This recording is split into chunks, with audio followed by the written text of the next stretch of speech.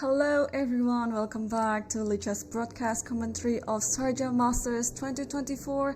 Today we are going to see round number 4 where there are 3 leaders in the master section. And in every broadcast we are going to focus on the top 5 boards, and I will also randomly select some of other boards apart from the top 5 boards if they have some interesting positions rising up on the board. And yeah, let's enjoy today's round. Today, as I mentioned, today's round number 4 and we still have so many rounds to go. The schedule is still the same.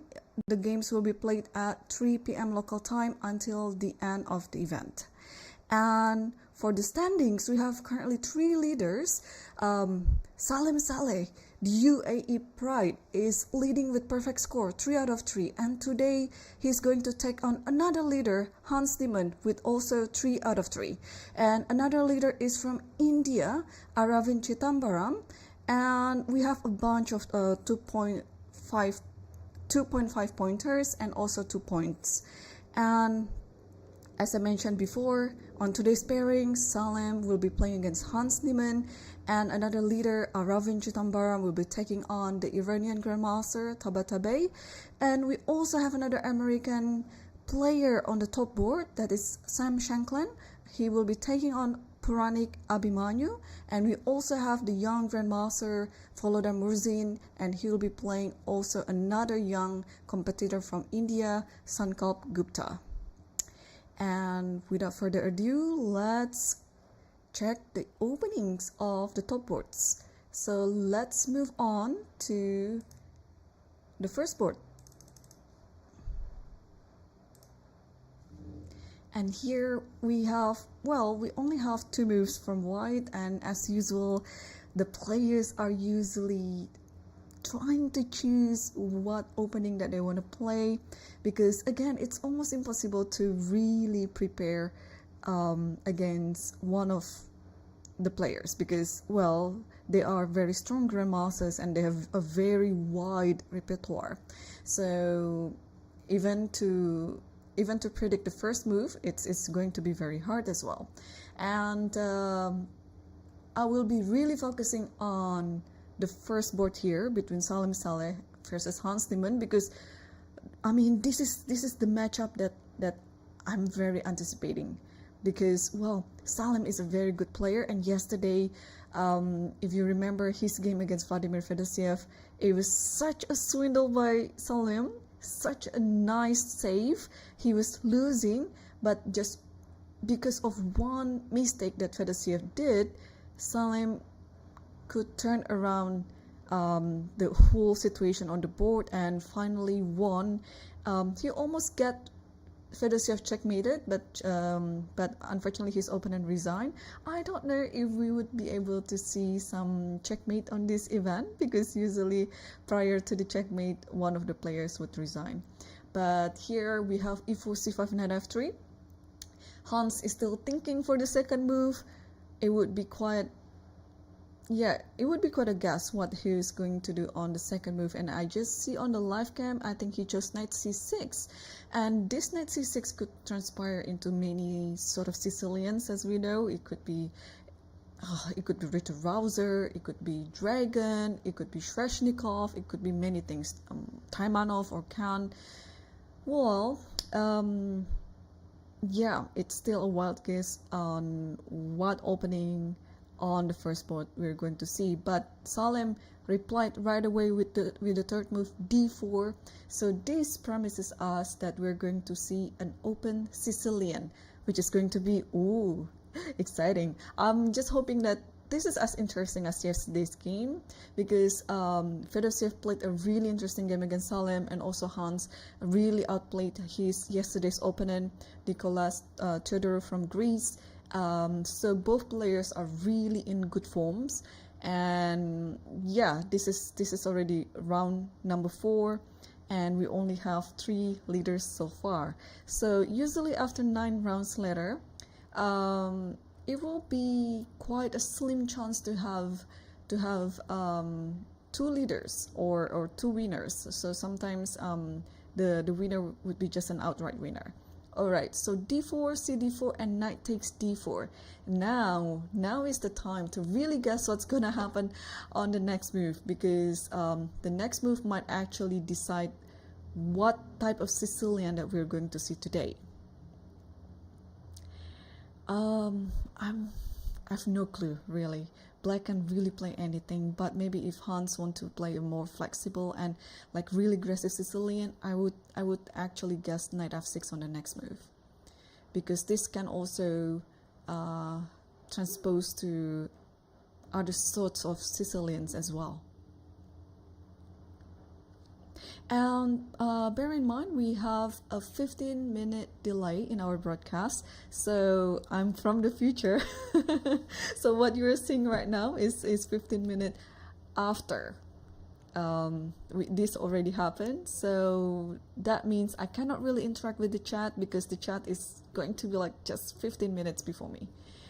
All right, and Hans is taking his time, and well, it is possible that he already prepared something too, but maybe Salim Salim is a very universal player. He can really play anything, and so is Hans. So it's going to be really interesting what the players will come up with their preparation, because Salim has won so many open tournaments as well, but Hans also, we remember, I think in last year he won like back to back open tournaments. So yeah, and UAE is kind of like a place for him to keep winning the open tournaments, apart from Spain, if I'm not mistaken.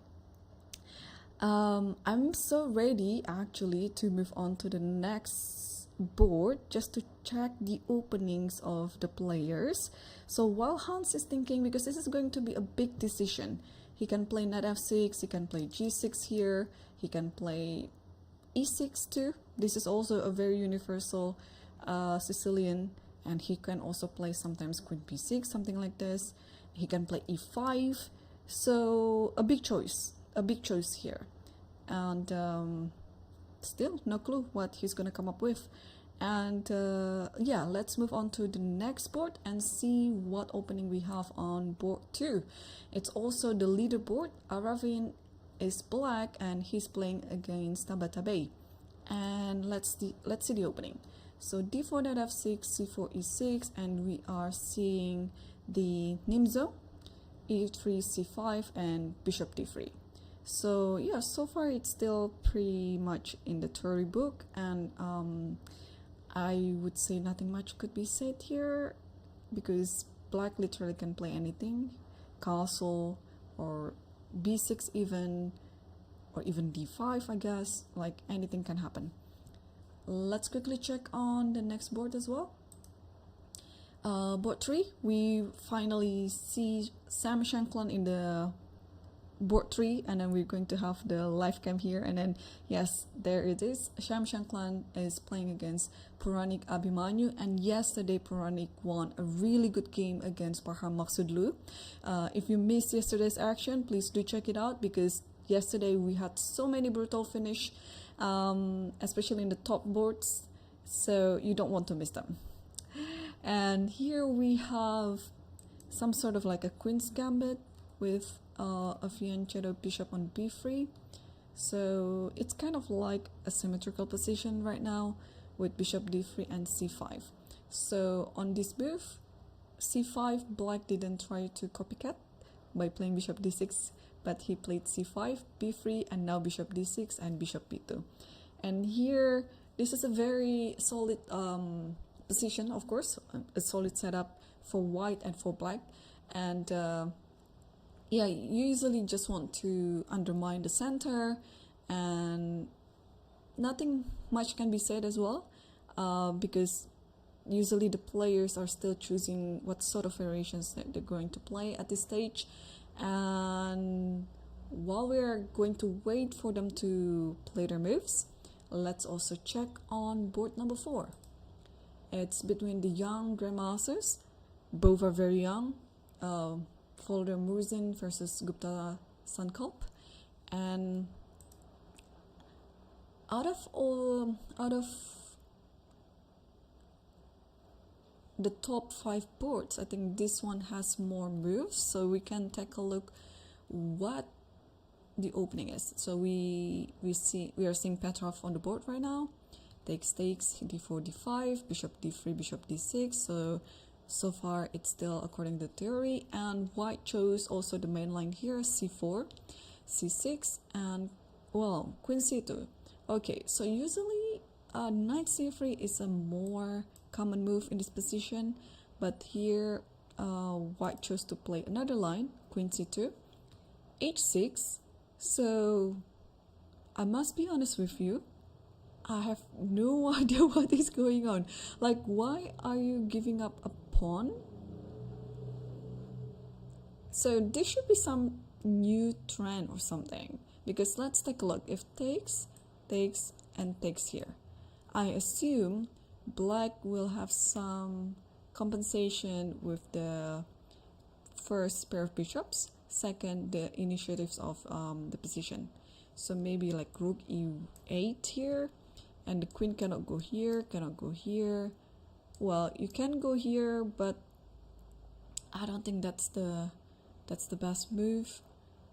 But maybe. Okay, let's move like a little bit normal, like queen d3. I just don't understand what is going on in this position. So maybe like queen f6 with the idea bishop f5. Wow. I mean, this is a very interesting choice of variation. Actually, I'd like to pull my master Lichess database about this queen c2, because really yeah.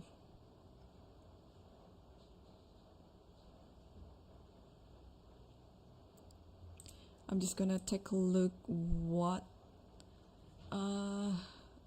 my database says about it.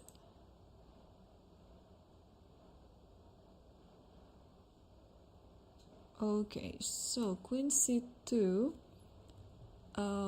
yeah, rook e1, actually rook e1 and queen c2, they are the top 2 moves, followed by knight c3. So okay, queen c2 and h6. So what's wrong with taking? Takes, and it's been played. There's one game here by Tabata Bay versus Siddharth Jagadish. Siddharth is also playing in this tournament, and okay, so that will be some sort of a compensation. Yes, so it's exactly what I was suspecting. Takes, rook e8, queen, and instead of queen d3, actually it's queen h4, and after takes this and g5 like this, and then something like bishop f5 with the idea of bishop d3 attacking both the rook and the pawn. So after b3, let's say, and g4, so you kind of like having more activity with your pieces and so on, and this might be a little bit uncomfortable for white, even though white is up a pawn. So that is why after queen c2 h6, Murzin didn't take it, but he played rook e1 first. But after bishop e6, now he takes this pawn, and now he takes the knight. And now white is standing with up a pawn, but it is too early to call that this is better for white, because I'm sure this is still in their preparation and still within the theory. So knight c3, rook e8, and now white is thinking. I mean, just take a look at the time situation. So this clearly is still within the preparation.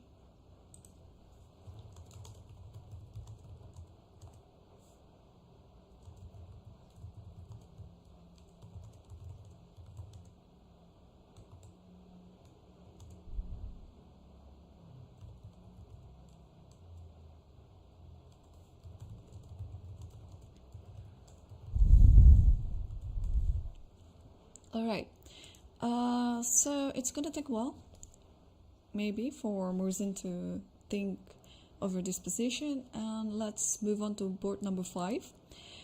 Even though board number 5 is not our leader board, but Here we have Manuel Petrosyan versus Arjun Ergaisi. And Arjun is the first seeded of the tournament. And I think we have here from some French position. So let's take a look from the start. E4, E6, D4, D5, E5, C5, C3. So everything is still alright. And Bishop E2 and F6 immediately takes everything. Queen C7 and Rook E1, Castle immediately, and Knight D2. And after Knight F5, Knight G5. And this move is threatening Knight F7. So how do we deal about it? Because the bishop still cannot move. The pawn on E6 is hanging. So King B8 just was played.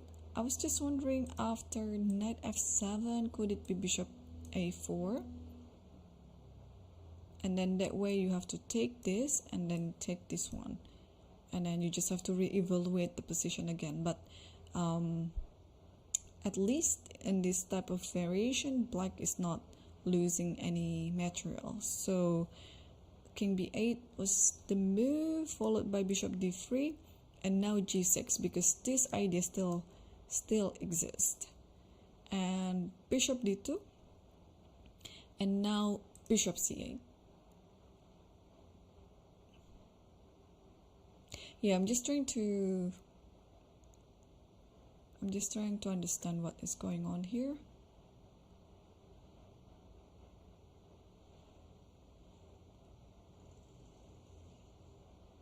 Yeah, I mean, I think so far it's still like both colors have their own initiatives. So, and what I like about this position is we have the opposite side castlings.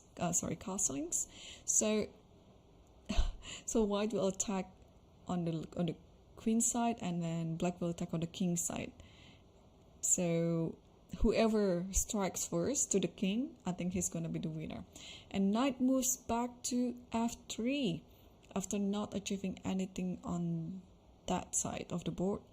I don't know how I feel about it, because in a way it looks like a wasting tempo, but also at the same time, this position is not that concrete that one tempo changes the whole thing.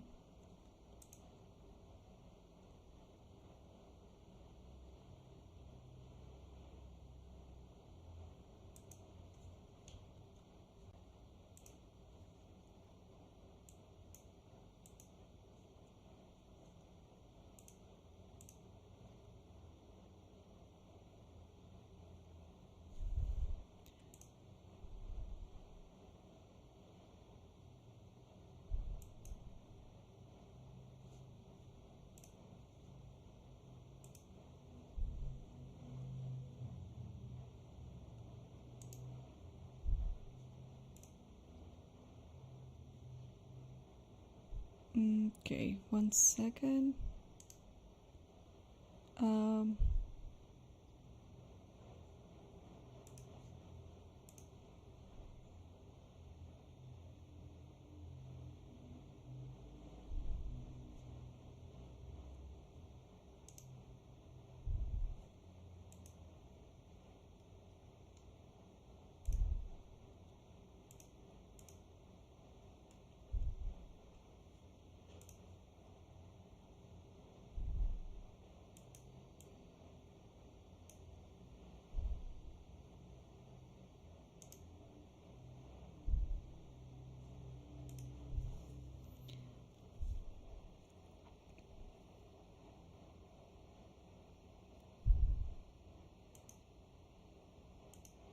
Alright, so let's take a look on the other board.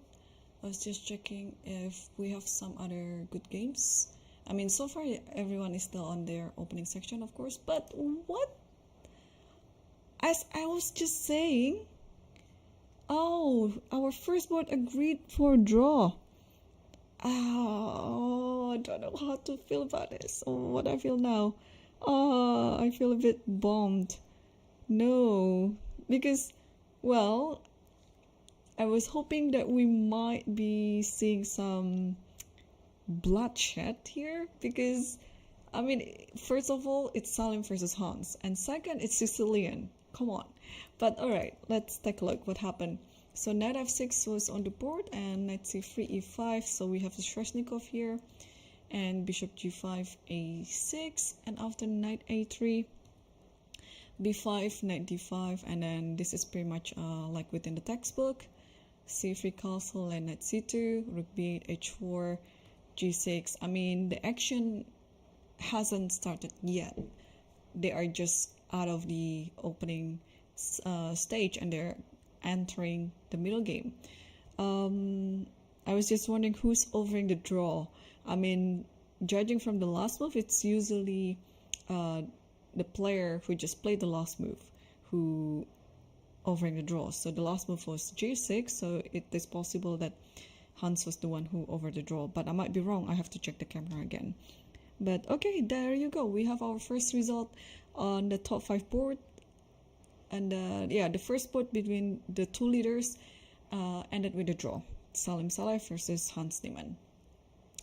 Alright, so we can now focus on the restful boards. But do we have other interesting matchups today? I'm just quickly scanning the other openings of other boards apart from the top 5.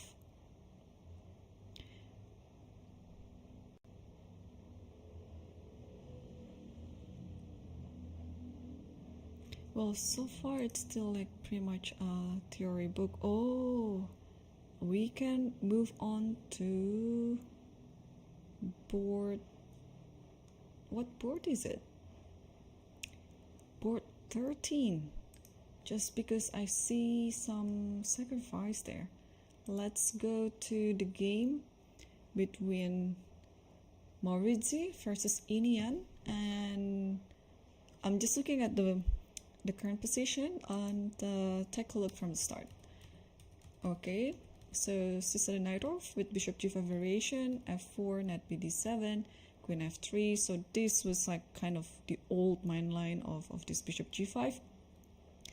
And I thought the position came from the e6 variation where we also play like queen f3, but yeah, that variation, the pawn was still on f2, not on f4. So I was actually wondering where this comes from. So takes here, and f5, b4, and knight cb5. Wow. Okay, I haven't seen this position for ages. Like, of course, in this type of old main line with bishop g5, there's always some sacrifices on b5, on d5, you know. But yeah, this type of sacrifice is pretty. And I'm even speechless now. So, all right, let me understand this. Maurizio still has 1 hour and 29 minutes, so it is still within his preparation. Let's pull out some master database that Lichess has here. And there was only one game with this knight b5. So wow, this is going to be an amazing game. All right, so if you take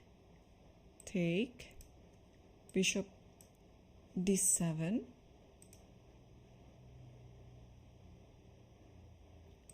and try to guess the next move. I mean, this is coming from the other game. I don't know whether this is actually the best move or not, but this is just interesting, okay?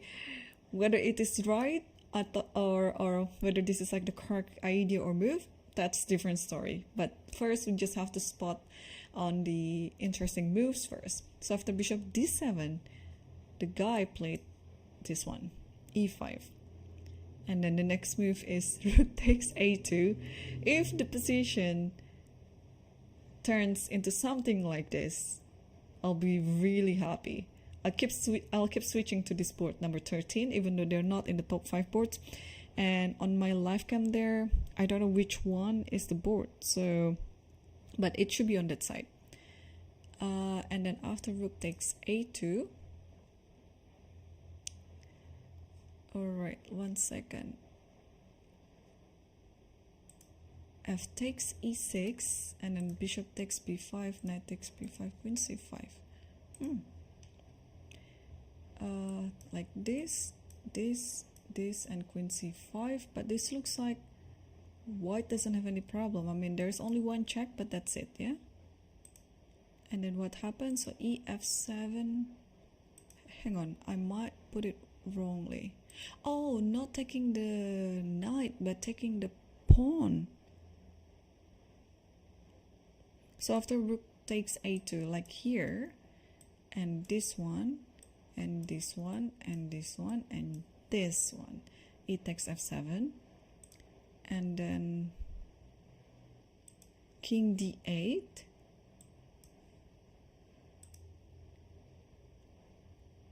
king b1, takes this, takes this.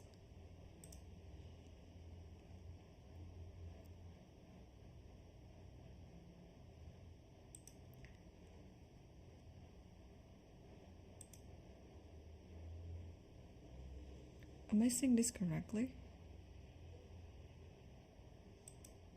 Yeah, like this, and check and so on, and then white wins.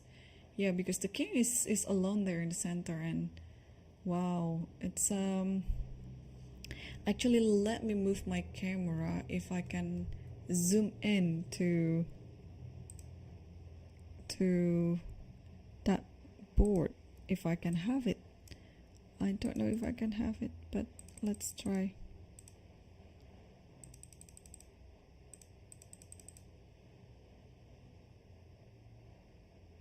Yeah, the camera seemed to be stuck there, so let's switch this one.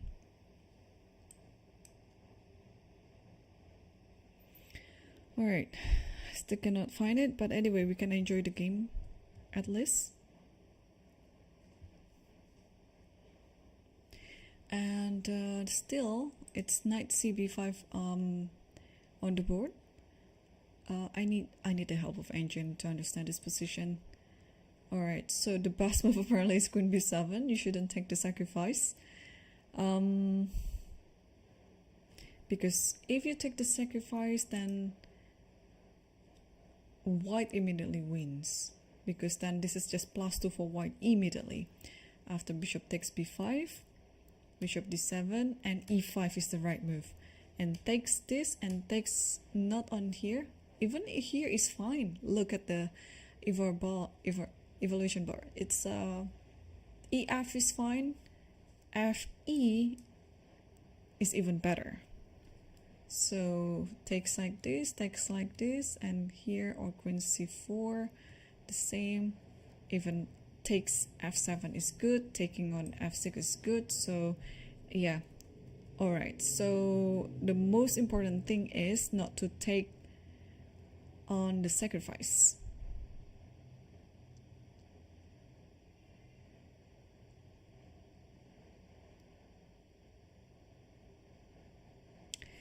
Okay, so we still have knight cb5 now, and yeah, somebody just moved the camera, so let me...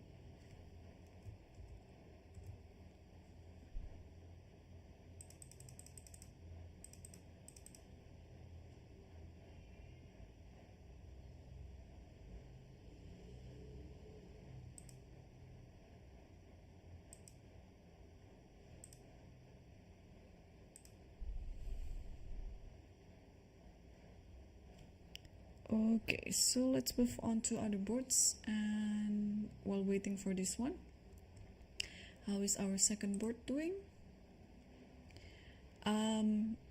Yeah, so this was, what was it, like a Nimzo, right? Yes. So e3 c5, bishop d3 d5, c d5, knight d5, and knight e2, c d4, takes on d4. Yes, so now we have an IQP position. Let me turn off the eval bar. Yeah, so we have an IQP position now, and as always in IQP, you would like to trade as many pieces as you can, and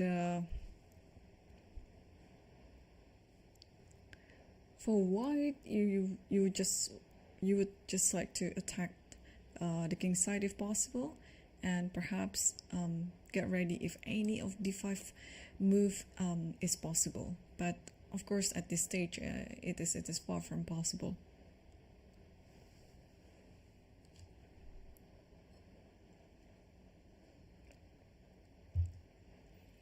And I see on the live cam, oh yeah, black just moved knight c6, so delaying the castle, but it's going to happen. It's going to happen. So knight c6 first, and yeah, things are still, you know, very early. Both of players is,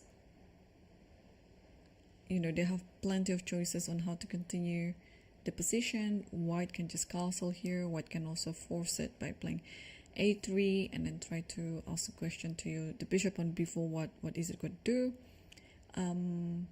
Yeah, I think those two moves are my big candidate moves.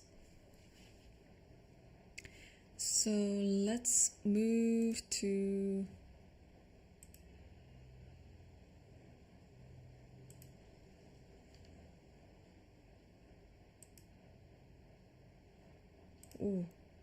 okay.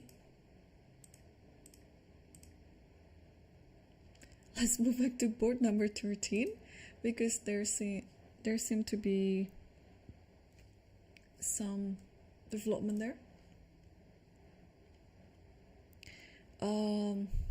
So we saw the position after knight cb5 and then queen b7. So black played the best move here, queen b7, and then e5, takes on f3, takes on f3, and then a takes b5 and e takes f6.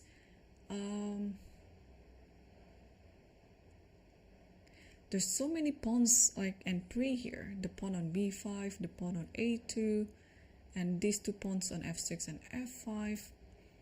But I really like white's position, like it's more open and it's more active, especially the knight on d4 and the bishop on f1. So, but I guess both of the players still know what they have to do anyways, so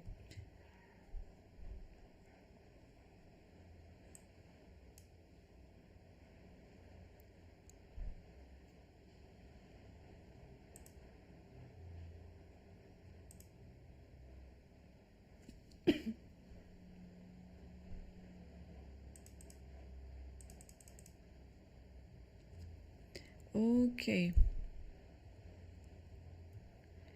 And let's take a look at the next top board, probably board 3 between Sam Shankland versus Abhimanyu Puranik. There you go. So we saw the position. Yeah, there was some quite a symmetrical position after this, and then b6, castle, bishop b7, and knight e5. So here castling. Okay, this is still a very normal position, of course. f4, c takes d4, e takes d4, and knight e4. Takes this and takes this. So now where to move the bishop, yeah? Bishop c4 is possible because some idea might be, oh, then, all right, Sam just played it. Yeah, some of ideas could be like you want to push f5 here because this knight is protected by the pawn, and then the bishop is behind it as well. So there's already like a direct kind of like a direct threat there that white wanted to play f5 on the next move. And how are we going to anticipate it? The thing is, I don't like to take on e5 here because then the pawns will be just on the center, and I think white has a much better position afterwards. But if we don't do anything, then this pawn will move to f5. One idea could be put the bishop over here to d5. But again, if bishop d5, let's say I'll still take this, takes this, and now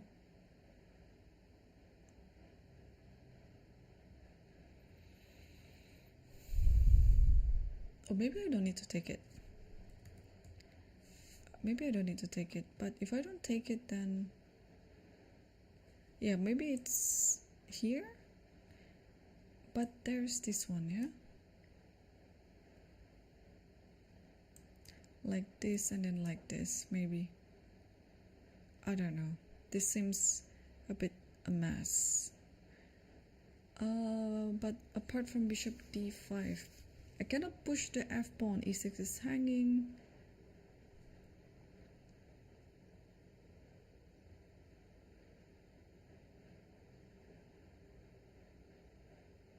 Oh, another idea is to play b5. It might work actually. So b5 here. If you take, and then I'll just take this one with maybe this one, something like this. And if you play this, then this possible as well, because after this there is this check like this, taking, yeah, checking and then taking the bishop afterwards, and I believe this position is fine for black totally.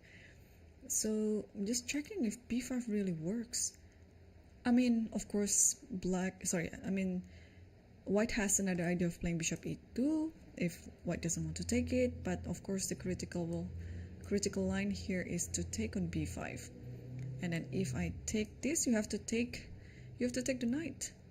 If you take with this one, then this might happen. Check. The funny thing is, if you play this is going to be just GG after bishop c5, because I'm attacking both at the same time, and then this is with a check.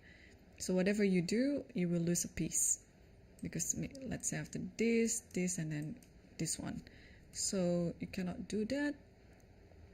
And what you can do is just to step aside. And in this position, so maybe just this one, not to lose any pawn. And then you take it with the bishop, and then queen takes like this. And probably white is a bit better here, but I think it's close to equal. Let me check the eval bar. Oh, white is better. So I have to be careful then on how to take on e5. But I believe b5, oh, b5 is not working because of that reason, yeah? Yeah, because of that variation that we just saw. But b5 is a very common theme in this type of, you know, pattern. So it's always good knowing such an idea, and then it will be just up to our calculation whether the idea is good to apply on this position or not. So yeah, I had some doubt, that's why I was checking with the engine, and then it clears my doubt away. Yeah, so the last position that we saw after this position, yeah, this is just better for white. Because again, when you're playing with the opposite colored bishops, you have to see which bishop is the best bishop. And also in this position, not only the bishop, but I think the structure of the pawns white stands better.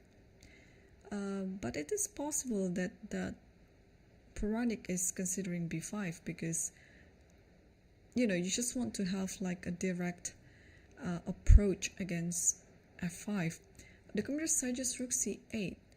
I'm just trying to see if f5 works.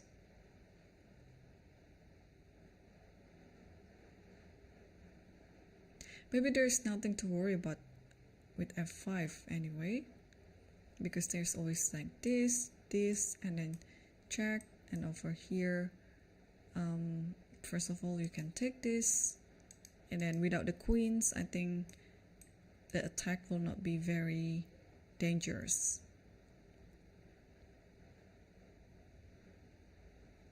And maybe you can throw in e3 here. Yeah. Okay, so rook c8 or b5. It's gonna be interesting to see what Puranic will choose. I mean, this is one of the critical positions in the game as well, so I'm not gonna be surprised if Puranic will take his time, because the course of the game will be decided now, whether he's going to transpose this to the end game or just play kind of like a strategical position. We will see. So let's move on to the next board, board number 4. Yep, it's our Petrov again, and and Morzin played. So we saw the position after rook e8, and he played just bishop f4 and bishop d7. So in this position, I think it looks like white is blundering the piece, but I doubt it is, because there's always some check over here after knight, sorry, not knight f5, but something like knight e5. If you're worrying about f6, there's always queen d5. So it's best to check which piece that goes to e5 square, because the queen cannot move now. Doesn't matter where the queen moves, the bishop will take f4. So this attack to the oops, not that, it's more slip. The attack to the queen, it has to be blocked. So maybe it's bishop e5. And you don't have to worry about this because of the queen d5, and then you actually win a piece there. Well, maybe still bishop e6 like this and then takes this. But okay, in this position, I think you are still much better. Like let's say this, and then takes this. You have like 2 pawns up. So bishop e5, what else can be done here?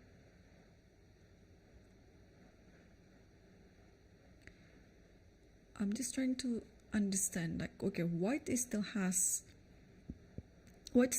a pawn advantage. And after bishop e5, if this happens, it looks like white is just better, because how black will try to regain the pawn back?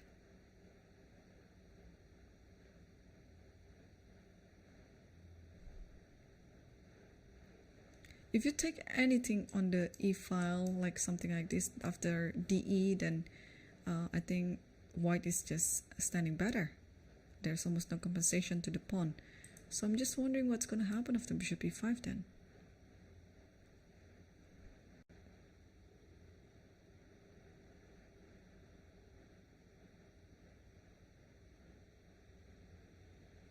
This looks fine. And do we have another outcome with knight e5 as well? I mean, again, I don't have to worry about this, right? Because now after f6, then first of all, I think I can take this, can I? Second, I have this one too. Third, maybe queen g6, because this one is hanging, I don't know. But okay, let's check this one first, because it looks very dangerous for black now.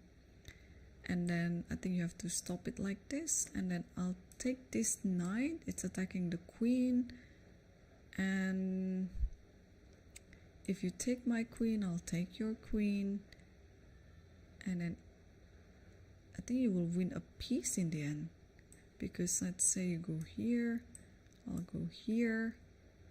Yeah, doesn't matter what you take in this position. If you take this, and then this is just GG. Okay, so white has 2 comfortable choices here. Bishop e5 I think is totally fine, but I think Morzin is thinking if knight e5 can also be moved, because this looks like a more aggressive move that you just want to attack. And you don't really have to worry about f6. Okay, let's take a look at this position again. And here, all right, let's see the other line. Check here, takes here, let's see, takes here. Okay, but if you take here, then this one happens. Then, okay.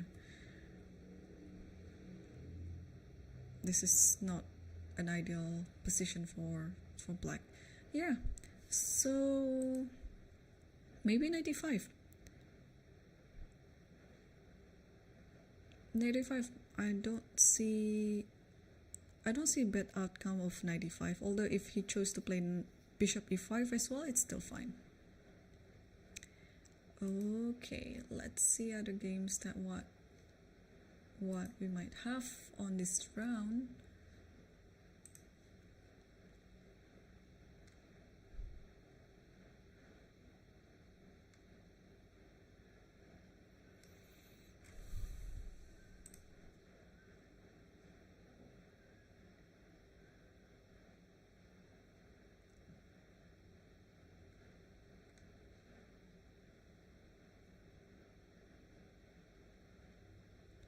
Yeah, I'm checking like pretty much all the boards, and well, most of them are interesting, but you know what I'm trying to find.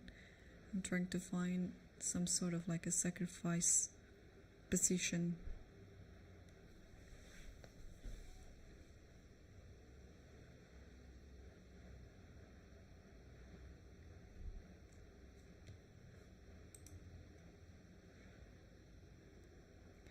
Okay, let's move back to the game between Manuel Petrosyan versus Arjun Argaisa on board 5.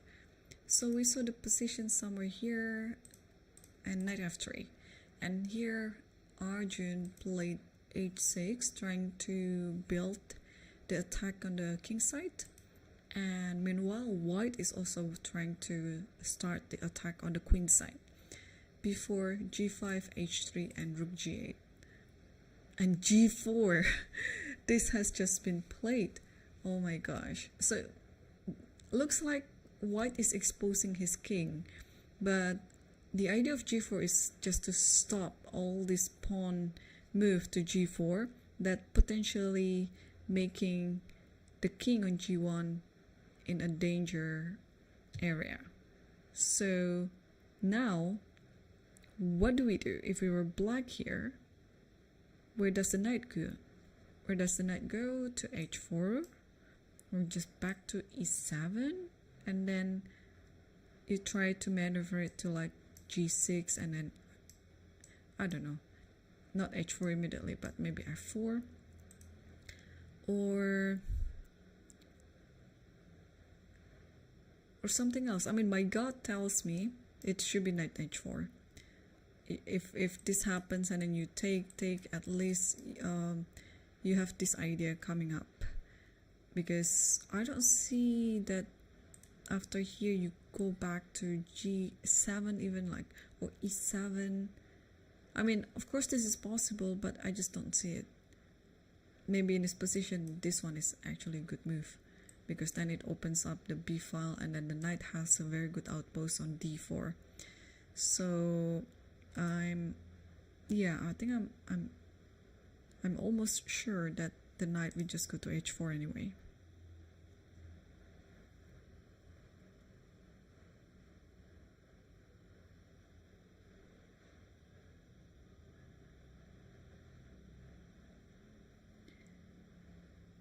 So Arjun is still thinking, and I'd like to see actually board number 6 between Nicolas Theodore versus Yang Yi, because so yesterday Nicolas lost to Hans Niemann, and I think Yang Yi made another draw or something. So let's take a look at the game. So we have here some Queen's Gambit declined Petrosyan variation, and this, and e3, castle, bishop e2, rook c8, rook d1, and d4. So this early d4, it's a sacrifice, but this also a way to show that your king is still in the center, and I'd just like to play an aggressive chess in order to attack it. So what do we do here? If you take this one, and then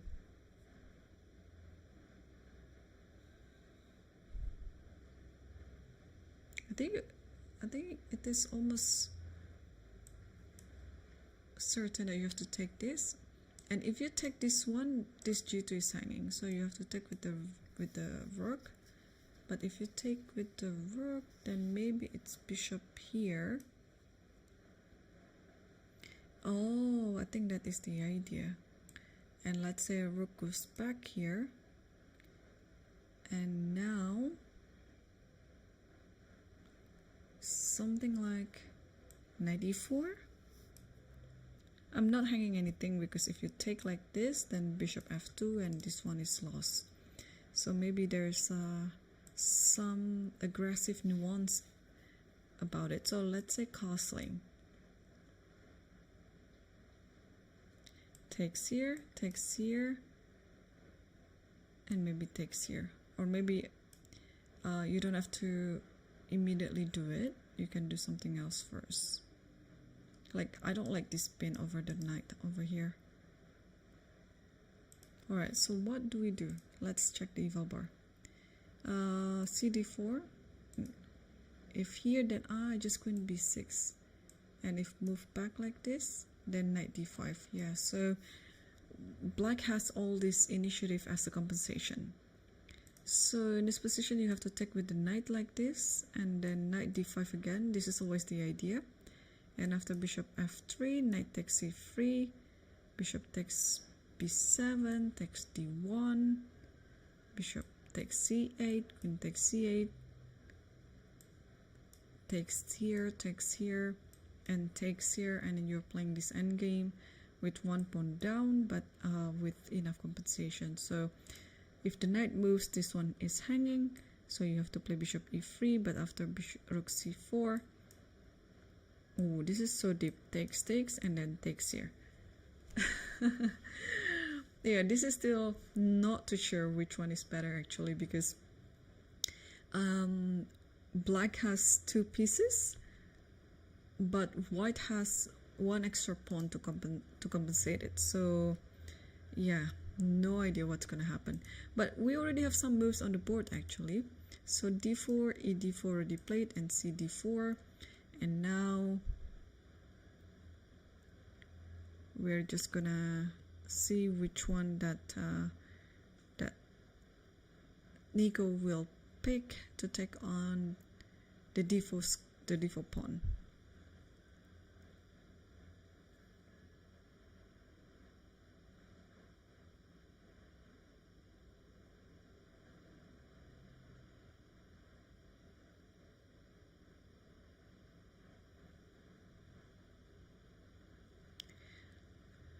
Okay, I'll keep an eye on this game.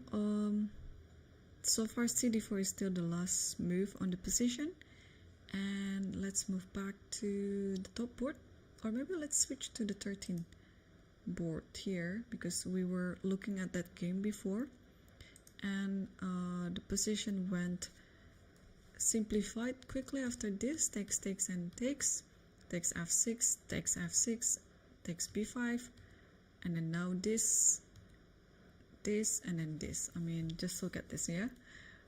So you cannot really take this because of this knight c7, and I think after this, I guess it's better to take on the bishop instead of the rook, because if you take the rook, then there's a check over here, and I think black has a compensation. So not taking, but instead he chose to play rook takes a2, and now white is thinking. I mean, if you want to simplify everything, there's always this one, this, and then with or without rook here. Oh no, this is a check, so you have to take. And then let's say, yeah, the thing is, if you play here, then you might be a bit uncomfortable with this and you have to come back again. So maybe don't need to play king b1, but maybe just, I mean, now everything is kind of like equal. If you play this, let's say you want to play rook g7, I guess white stands a bit better in this endgame. Or maybe it's, yeah, maybe white is not a bit better, it's just better. No, it's just equal, of course. Yeah, everything is equal. So rook takes a2, and just trying to find if we have some other alternative, like check here, let's say, and then knight goes to b3, stopping rook a1, and then play this position. But okay, materially speaking, we don't have any advantage here. But is it a better position than what it was before? Yeah, it is. So the idea is you keep the knight, because with the knight, then the nature of the position is a bit different compared to when you have similar position without the knight and the bishop, just pure rook endgames.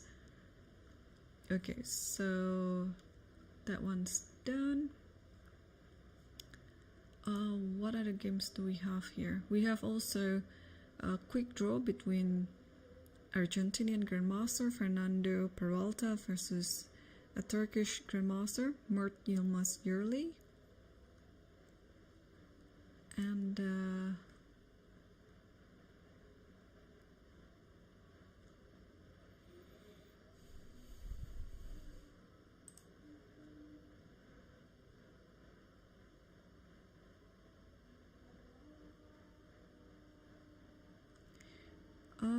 no sacrifice so far. Yeah, all other games look quite normal.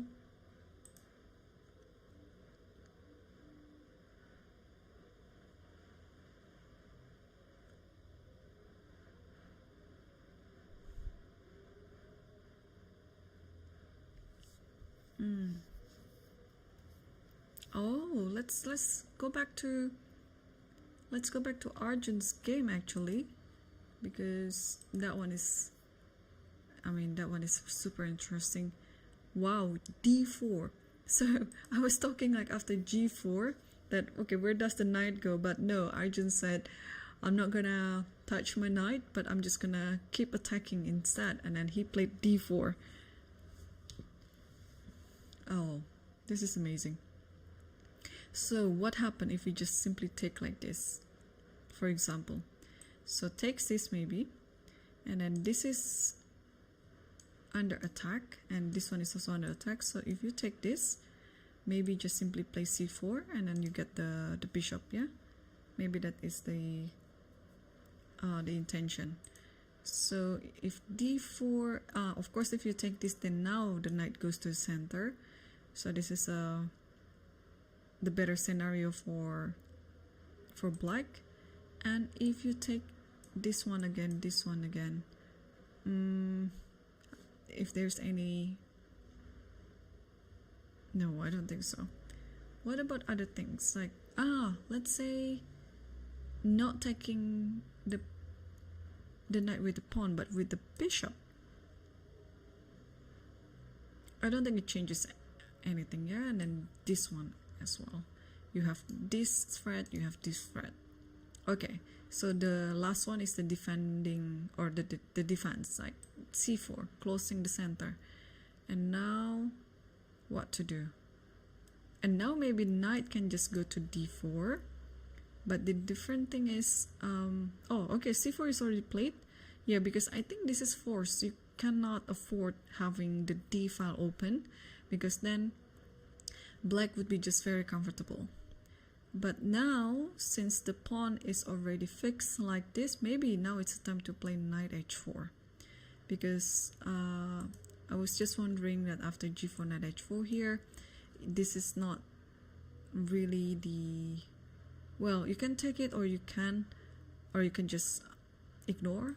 Maybe you can have something like this and then have d4 for any of your piece sailors. So maybe you take this, first takes and then bishop takes, but here you can also have like this or something like that. Yeah, but this with the inclusion of d4, this is very tricky. And then d4, and then c4 is there, and then here, oh, instead of knight h7, I'm sorry, knight h4, it's knight e7. So this is what we have on the board right now. It's very tricky. Yeah, this d4 square is a very important square, So if you allow this knight to have an outpost on d4, then it's going to be very dangerous. Especially it is the center and the knight has just like a very big outreach. And now if this one is taken, you don't really have to take it back. Although it is possible to take it, but I think this one is better, so that you take it with the bishop. And you have all the control in the center as well. So yeah, so now what to do? Because also additionally black maybe intends to play h5, so if you take it then g4, try to open up the g file as well.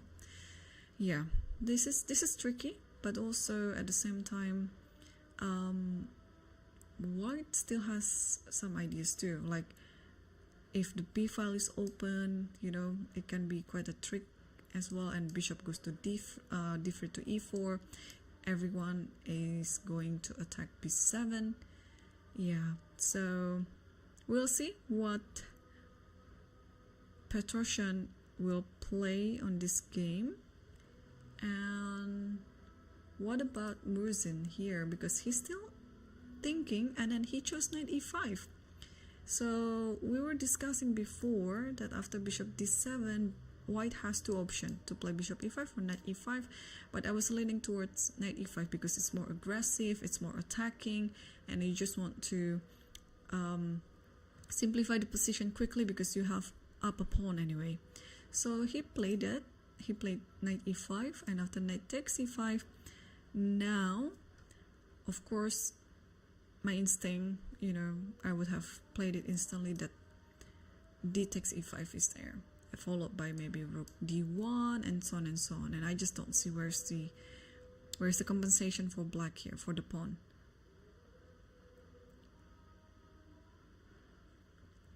I was just wondering, maybe you can actually take with the bishop as well. Still, you don't have to worry about this f6 because there's always queen d5. And now, if you don't take this bishop and you put the bishop elsewhere like this, then you have actually a very good pawn there on b7 that you can take. Or maybe if bishop c6, now you can try to threaten for a mate there by playing queen g4. So bishop e5 is also looking good, but yeah, now it's also another question. Yeah, how do you take the knight on e5 with the pawn or the bishop? Both are fine.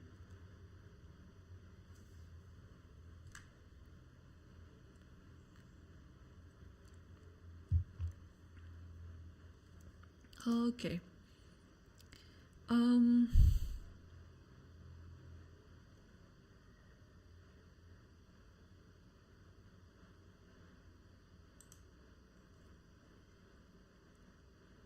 Let's take a look the game again between Aravin versus Tabatabai, because we left it quite a while ago.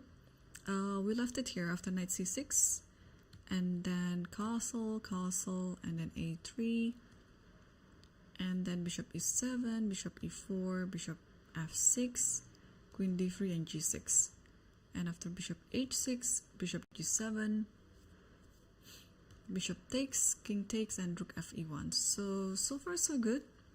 I was a bit worried of this setup by black because it leaves so many weaknesses around the king, especially on the dark squares, but since the dark square bishop they already traded, then yeah, black can be a little bit more comfortable because it's going to be very dangerous when the dark square bishop is still alive. Alright, so we are still on this IQP position where white will try to attack the king and black will try to trade as many pieces as possible. Also, in this position, black shouldn't forget that the bishop on c8 still cannot be moved yet.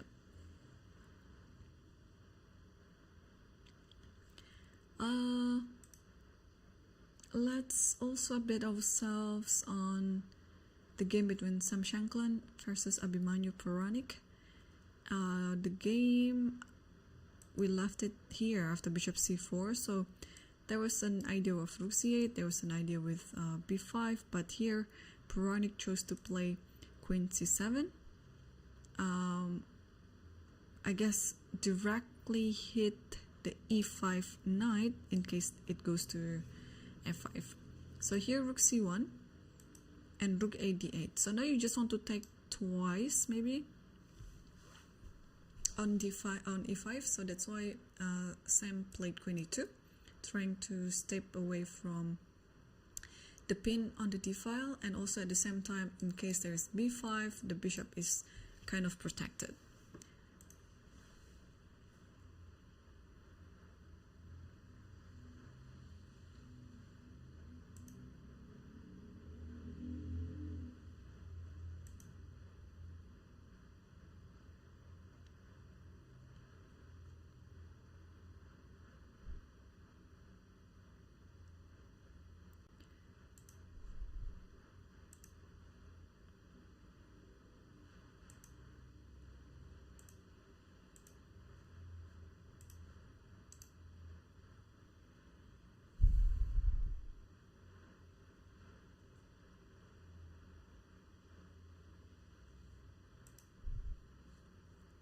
Okay, I'm just scanning for other games as well.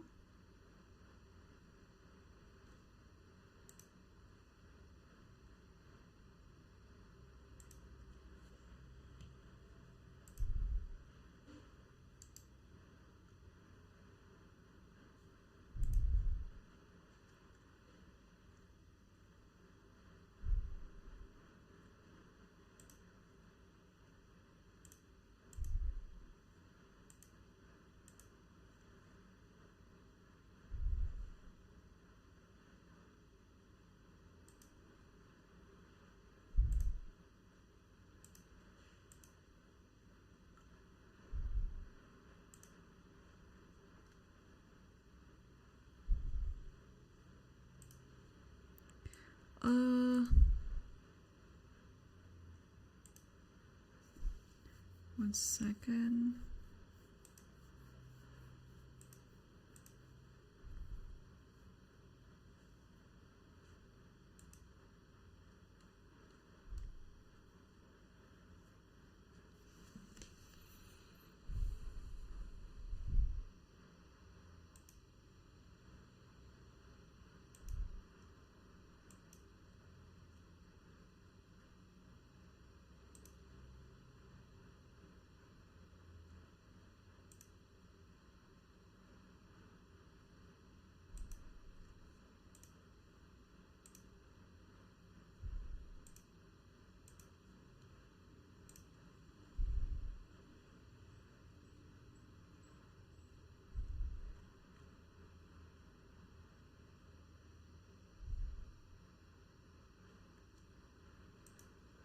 Okay, I was just trying to fix something. And do we have an update on this position?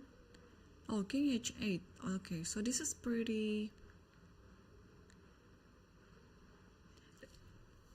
how to say, like this is not usual, of course, but this can be translated as a prophylactic move, because also before king h8, let's see if you play other moves. Like you don't want to change like really the pawn formation, especially around the king, because whenever you move something, it's just gonna weaken some other square. And I like king h8 actually, because you just want to get ready if anything happens on the diagonal, and then you can, you know, you just want to be ready of f6 maybe, so that there is no more check on e6, maybe something like that.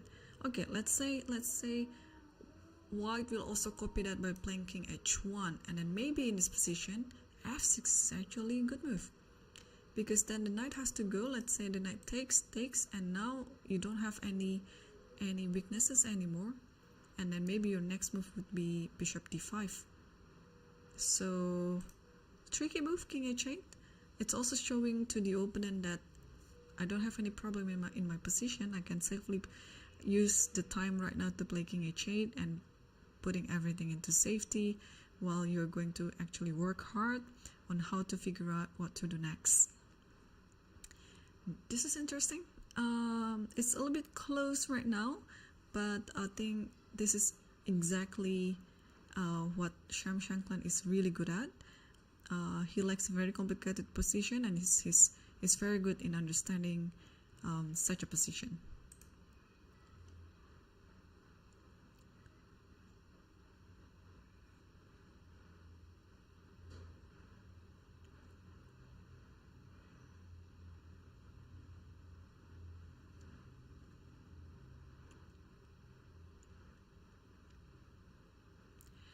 And on the game between Theodore versus Youngie, there's some moves already on the board.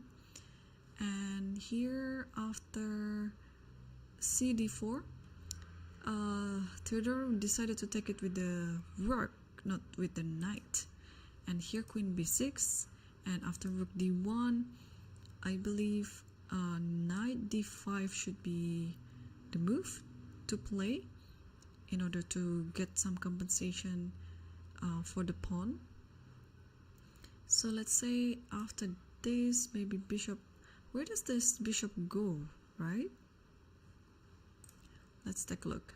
So, oh, you can actually take on D5.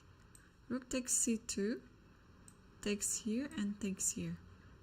Oh, this is interesting. So after this, you can take this, and bishop F6, castle, and then bishop takes B2, rook B1, and takes A3.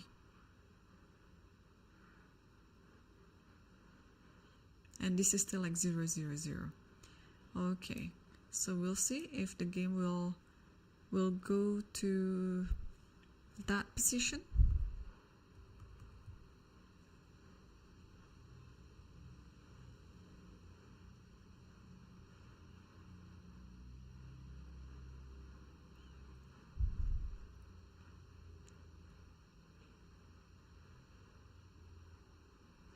And we also have an update on the game between Petrosian versus Arjun, because after knight e7, ooh, I thought white would try to open up the b file, but white's last move was b5, and so white is just trying to close everything up then, not to let black to do something about it, because now maybe this one, yeah, this might be the idea and so on. So okay, b6 is already played, so I suspect that a4 will be the next move, followed by a5, and then you just try to open up the a file if necessary, but if not, you can also use this a4 idea to get space for your rook to go to the third rank, and then potentially helping anything around this rank as well. So a4 is already on the board, and Petrosian Manuel just left the board and have a walk. Yeah, we still don't have a move yet on board number 4. It's still a bit, you know, it's concerning me, because Murzin only has 33 minutes left on the clock. The time situation is almost like an hour apart, and looks like he just moved something, taking on e5 for sure, but with which piece? So he finally took it with the bishop. I think thankfully the position is not that complicated for the remaining of the game, so he can really take his time, but he has to really think faster. If he keeps thinking at this rate, he might lose on time.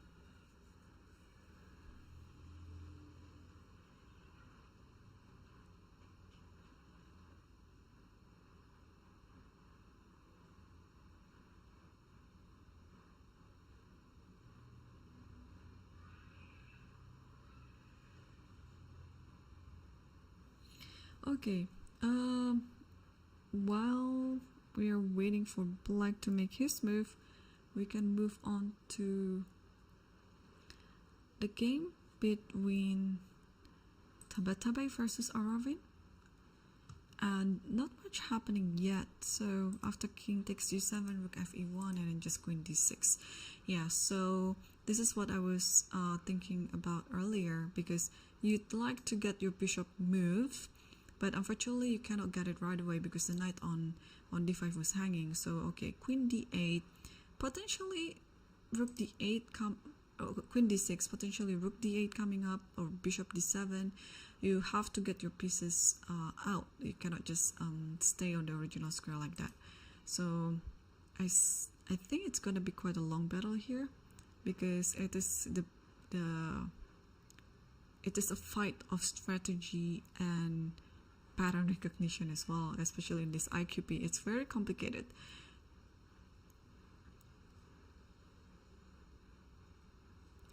Okay, do you have other games?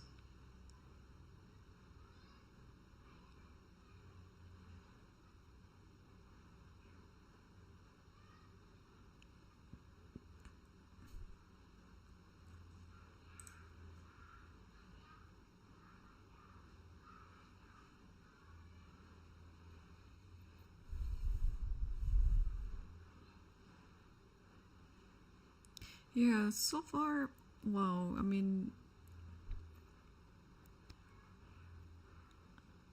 so far it's been quite interesting.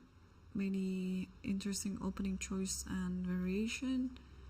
But we are going to mainly focus on the top 5 boards, since we have the live cams for the boards.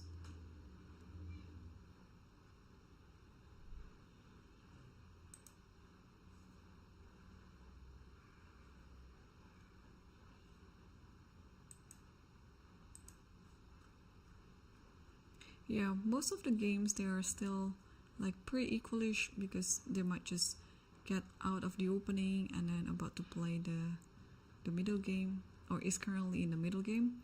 So alright, let's circle back to the top board again, between Sam Shankland versus Abimanyu Puranik. So after king h8, Sam played queen e3 and knight f6. Okay, so all the moves are improving moves. White tries to improve, black also tries to improve. Okay, so this knight might, I think it's a good knight, yeah? And then you, again, I like this idea with bishop d5 at all times. And also, let's see the game between Murzin versus Sankop Gupta. And yeah, the black player still hasn't moved yet. What about the 5th board? So yes, after a4, bishop b7, let's figure out this idea. So what happened after this? Maybe now it's the time to play h5. I mean, just look at this position after a5, h5. Well, you might want to open up the a file like this, but then what's next? Like maybe the queen cannot go here, can it?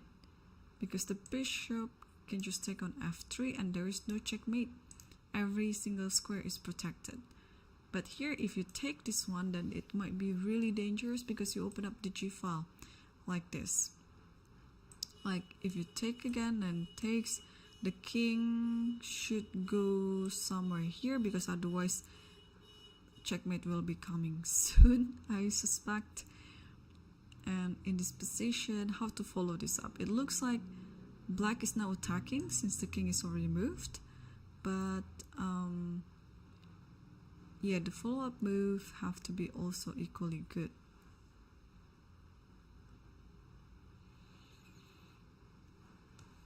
Maybe just something like this, so that you can protect here, and this one is protecting a8, and the queen can go to g7 like that.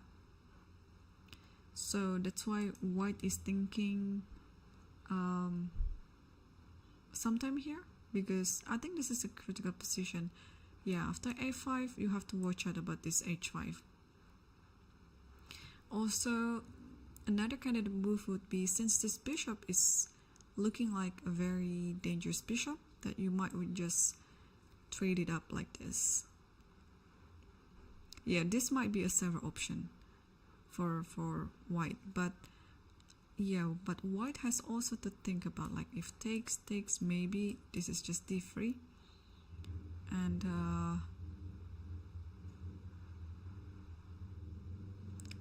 not sure who's better in this position.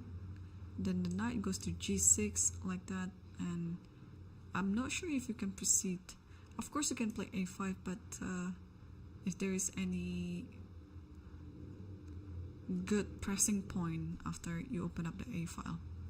But this is still like a very interesting position to play.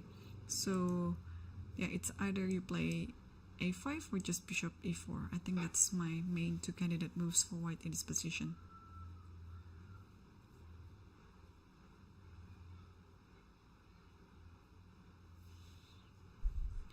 Okay, let's see what happened with Nicolas Tudor versus Youngie, because knight d5 is still on the board, and I think white is still thinking if this one is possible to take, yeah, because this is a very interesting line to take, like this, and you go to the end game.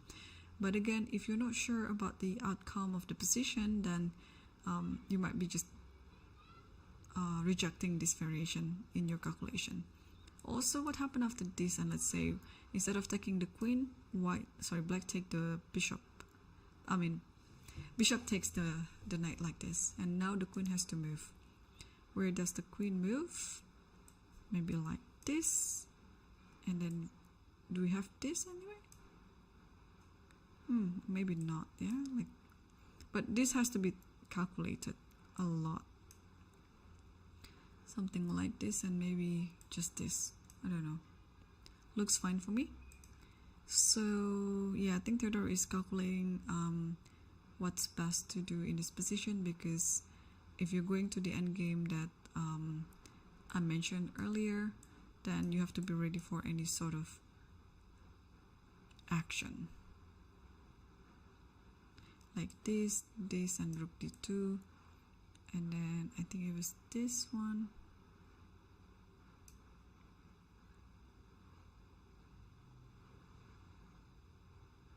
Yeah, something like that.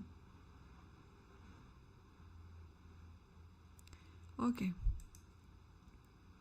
And what happened to our 13 board? Yeah, because it's also, we were following it earlier, like after knight e6, rook a2, bishop c4, check here, check again here, and then takes on d1. There should be some transmission error, because I don't think white is taking his time to take on d1 back anyway. I think this is quite automatic. We're going to see if it's going to be resolved soon. Everything is working on Lichess end, so if you see some transmission error, there should be some technical mistake in the playing hole. Maybe the cable isn't plugged in correctly, maybe somebody steps on it and makes it a little bit disarray. So yeah, hopefully everything will be resolved, and I'll just see if we have some updates on this one. And yes, after queen d6, knight b5, and the queen steps back to b8, and now Tabatabai is thinking. Yeah, the position looks very equalish still.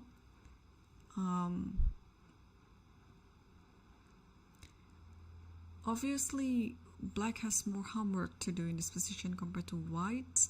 But okay, after queen b8, black can also try to plan to play a6, and after knight c6, maybe b5, and then develop the bishop that way.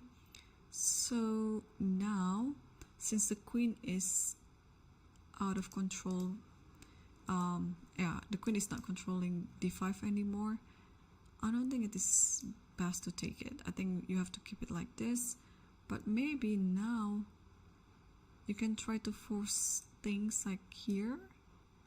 But what I'm worried is this might happen, and after something like this, then a6, and the knight is nowhere to go. So gotta be careful with that idea. But what else can we do in this position? Taba is always fighting. He's always in a fighting spirit. So because a move like this crossed my mind, like this is a silent draw offer, of course, if it happens, and the queen might be back to d6. But I have a suspicion that he might just choose something else, some other ideas. Like maybe rook here, so that after you play a6, the knight goes here, and then you cannot play b5 because then you can just take on this, and this one is hanging. I mean, of course, the pawn is also hanging here. So yeah, maybe it is time to play rook here. Let's say a6 and knight c3 and then queen back here again. And now maybe the knight can be transposed to the side of the board, because now after a6, this one is kind of a weak spot. Or also the knight can also jump to c5 as well. So yeah, this might be what Taba has in mind. He's still currently thinking and not moving yet. So let's move on to the next board between Sam Shankland versus Puranik. So what we have here after king h8 is Sam played queen e3 followed by knight f6 and then queen h3 and knight d5. So the queen, it's like almost a queen left, yeah? And now the queen is positioned perfectly on the king side, trying to attack the king, but black is also very solid in the center. It's gonna be quite a question on how to proceed here as white if white wants to keep attacking on the king side, because white needs more pieces. The queen cannot just attack alone. On the background, I see Arjun is walking. So what is going on his game? Let's take a look. And after bishop b7, a5, oh, so he's really taking his time. I thought we might actually see a move like h5, but now I realize why I'm wrong, because this leaves knight takes here, and okay, if you take this, it's fine, because the queen on d1 is protecting g4. So maybe instead of defending the position passively, white has to do something like this, an active defense, but also winning some material on the way. So that explains why bishop g7 is Arjun's move. He just wants to develop the pieces, first the bishop, and I think secondly it's going to be the rook to f8. So after bishop g7, queen e2 is already on the board. I don't know how much time it will take for Arjun. I believe it's going to be rook d f8, what we'll see on the board. And probably after rook d f8, then the move will be like bishop here. So this one and this one.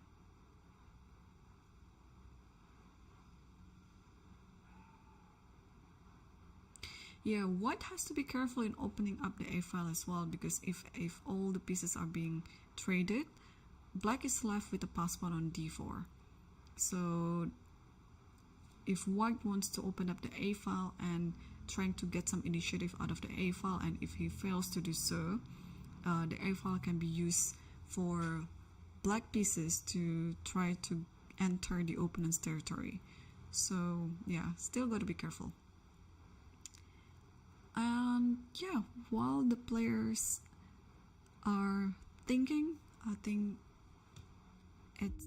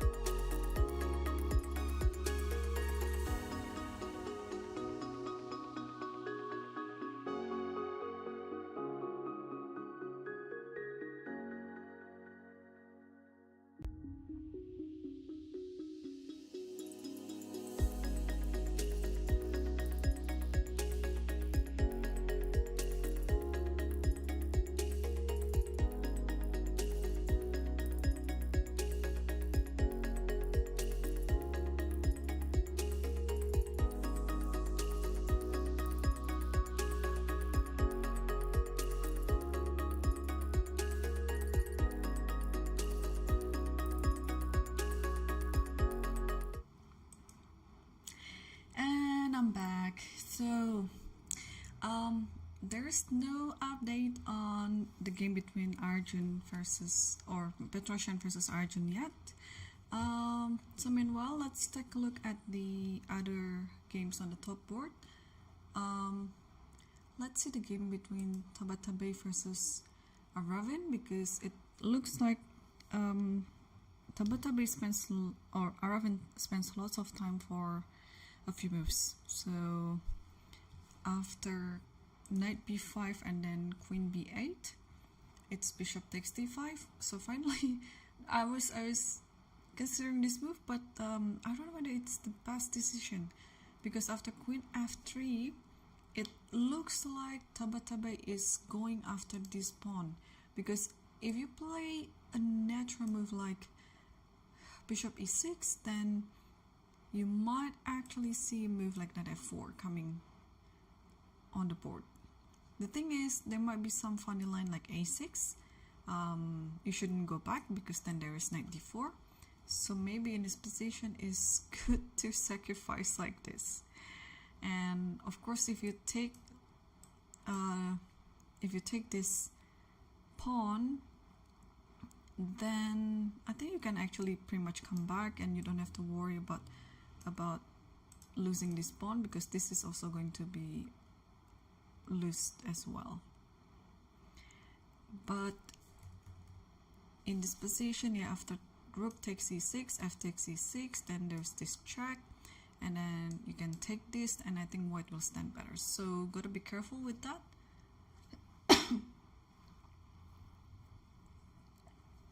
And yeah, so after queen f3, black is still thinking. Black still hasn't moved yet. It's very, very critical right now, because it looks like white is in the driver's seat. The rook, the queen, they are not working yet. And also, yeah, the pawn is now currently under attack, and a normal move like bishop e6 looks fine, but then after knight f4 you have to have a follow-up, because now d5 is under attack, e6 is under attack.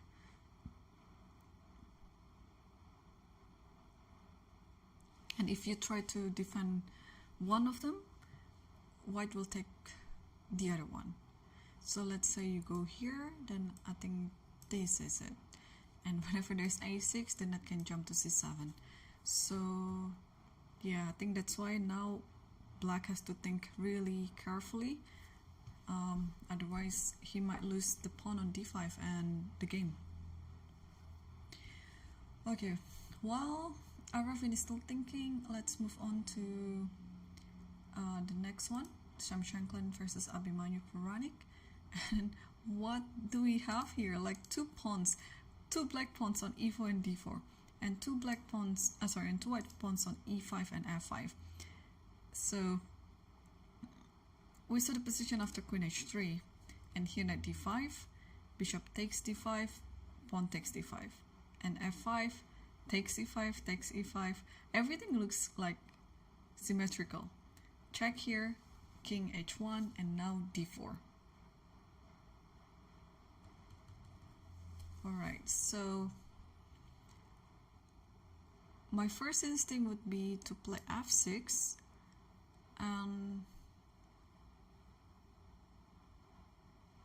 because it looks very dangerous. So let's say f6, and then you play this, and I might play something like this maybe. I know that it gives this idea with d3, but also what if I just step back like, or rook here even, and then with the idea of c4, and then this diagonal will be very dangerous. So, or is there any way to, or maybe it is time to play this one first instead of f6. This is also another candidate move. You cannot take it. I mean, I think taking would be a better version. But if you take this takes, then you kind of have to close it like this, because or maybe to f6, just to stop f6 as well. But then I think white will stand better rook goes to c7, maybe you go here, but maybe in this position I can even, okay, I'll just go here. Yeah, I think white is more active. So yeah, either playing c3 in this position or f6. Oh, neither. So Sam decided to play rook f4 instead. A very straightforward move to attack this one. So what happened after queen takes? And then you might want to play here, just attacking this, and you have to play h6 to stop it. And now, oh, just like this. Wow, this is already like a direct attack then. And then this, and how do you stop the mate? No, you cannot.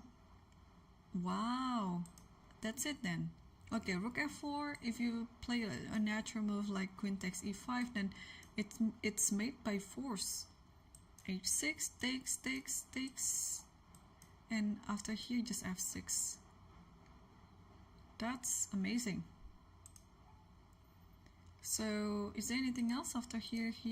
If you step away like this, okay, you can play it like this too, but this looks quite risky, because after this, maybe this, what do we do here? Or something like this. I mean, already having like two major pieces on the h file like this, you know, it's just kind of like very risky if you do that. And also the same thing if you play king here, which is I think going to be almost identical, like here even. Okay, we have queen h5. So the conclusion is I don't think you can take on e5 in this position. But what else can you do? Rook h4 is coming. Is white even better in this position? Let's take a look. It's still 0-0-0. Okay, so you have to prepare for this attack with rook h4 by playing h6. And now, I mean, everything looks loose, right? Okay, computer still gives like 0-0-0, but I think for what is going on? My goodness, the game goes with g5. And Sam was looking like trying to reach something out. I don't know which piece, but he was ready to move, but then he's a bit hesitant now and he's trying to double check. And no, he did his move. I think it's an en passant. Yeah, because it looks very natural to just do this en passant then. Fg, and then you have to take with this pawn, of course. There's no other way to play it. And now what's next? I mean, the king is looking like it's asking to be checkmated. Okay, this is a very interesting position to think about, especially as white player. I mean, it's a fun position to figure out what to do, and Sam took on f8, if I'm not mistaken, from the live cam. Yeah, he did. Wow, this might be the first. I mean, what does the computer say again? It's still like just slightly better for white, but it looks almost it's lost. So how do you recapture on f8? With the queen or with the rook?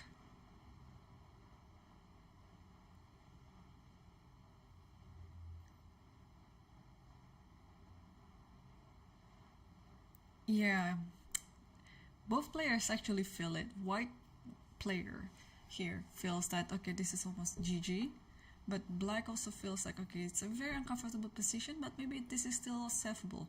But how? Let's try to find out. So rook takes f8, but if rook takes f8, then this might be the reason why. Oh, but there's queen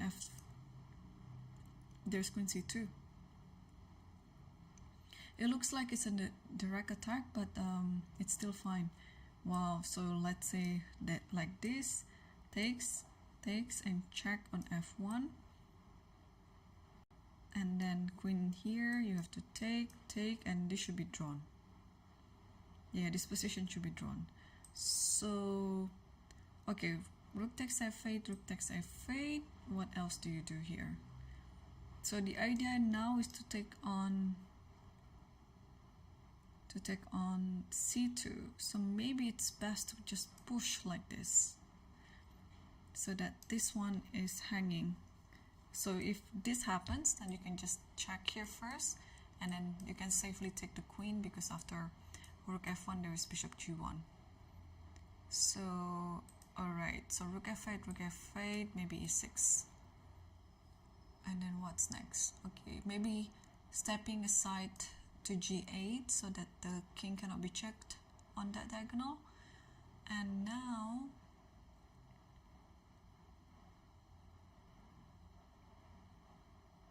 yeah, still I like e7 maybe.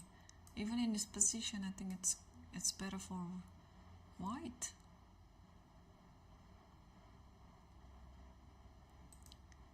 He still hasn't moved yet though, so he's also thinking to grab the rook with the other piece, that's the queen. But I think if the queen, now still e6, you just want to get this diagonal open. I mean, this is a way to play, like get your bishop also into the game. But is it a better version than the other one? I don't think so. I think black has to take with the rook instead of the queen, because now what to do? Let's say you're stepping away again. But now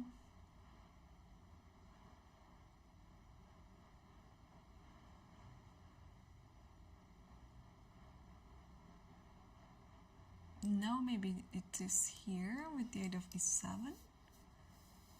Yeah, it is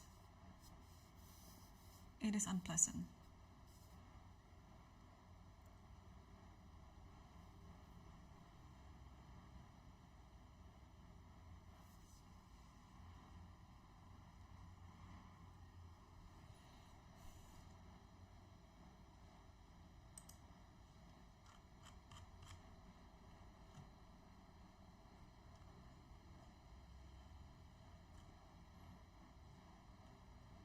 Okay, just checking if there are some interesting developments on the board.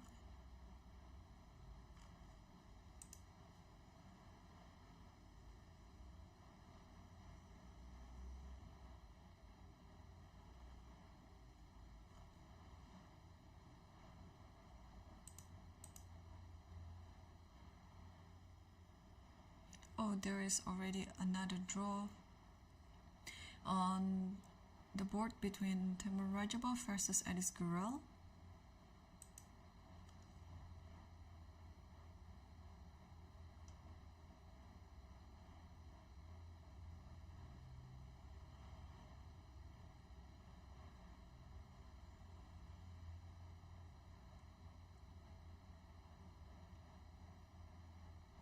Yep, and alright, so this one still, actually black still hasn't moved.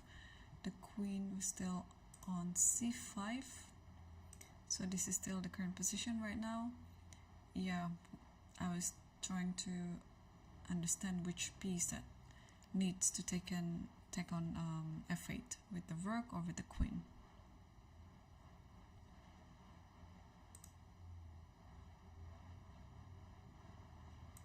And there was some improvement in the game between Murzin versus Sankop. So after bishop takes e5, black took on the bishop, the e5, bishop c6, queen moves to e3, and after queen h4, rook a d1, followed by rook a d8. So maybe the bishop on c6 stands very, very good anyway. So black is trying to find compensation, but I think it is maybe just enough to save the game. I don't think black is trying to play for win here, because it just simply doesn't have enough pieces or resources to do so. and it looks like Murzin is reaching out to play something. What could be the move then?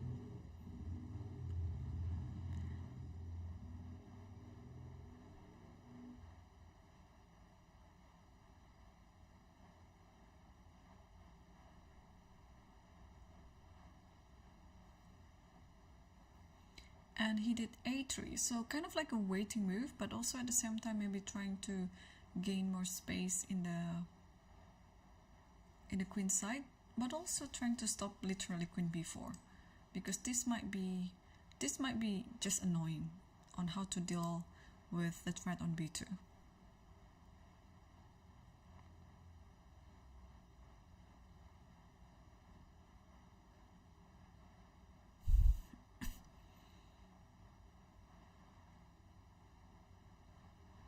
And while they're still thinking, let's also update ourselves on the game between Petrosyan versus Ergaisi. And as I predicted, that after queen e2, Arjun played rook df8 followed by bishop e4.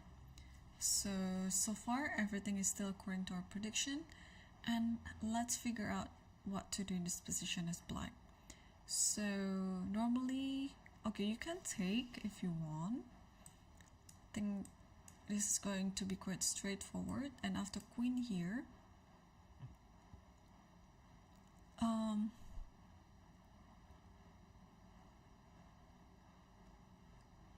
just wondering where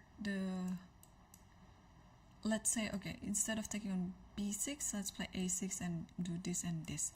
Where is the entry point in this position if this happens? So maybe white is just trying to, or instead of king g2, there's also rook a3, which might be better, stopping d3, or I don't know if d3 is actually a good move, but okay, this white is off choice. Like whenever this happens, you can just ignore, and the bishop stands strongly to protect f4. And oh, this happens actually. So after bishop e4, black took e4, queen takes, also e4, queen b7, and now white is thinking what to do.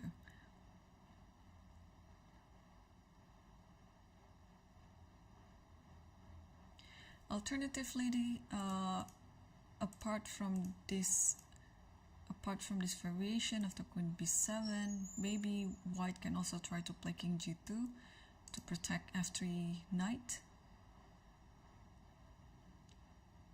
And then let's say takes this, and then knight here. But I must say black looks more comfortable in this position.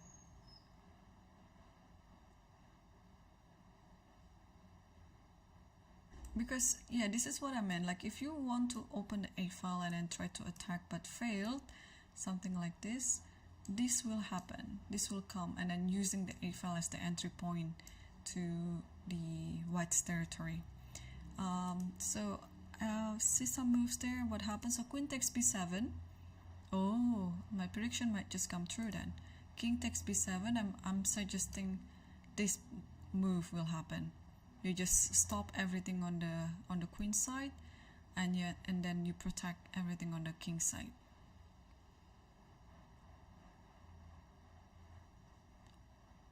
Still not moving yet, but I think we'll see the move soon.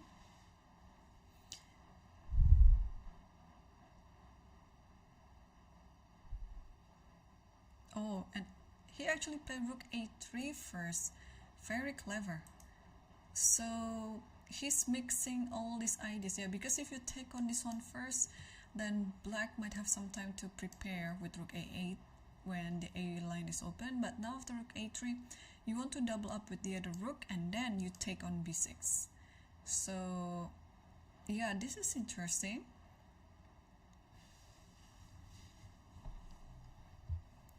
Knight g6 is already on the board, so this pawn on e5 you will always have to keep an eye on, because at some point black can just take it if black wants. And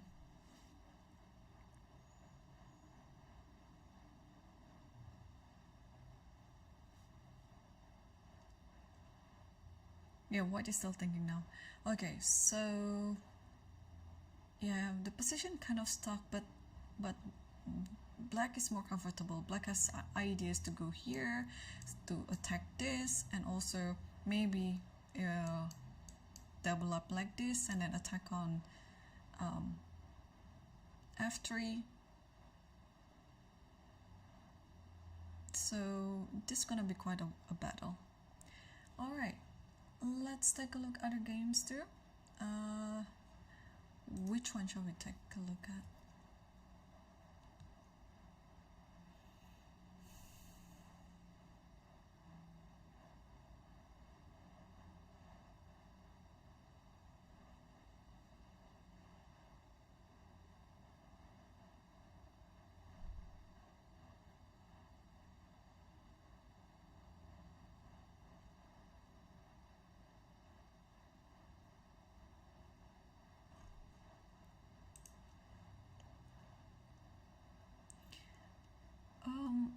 Still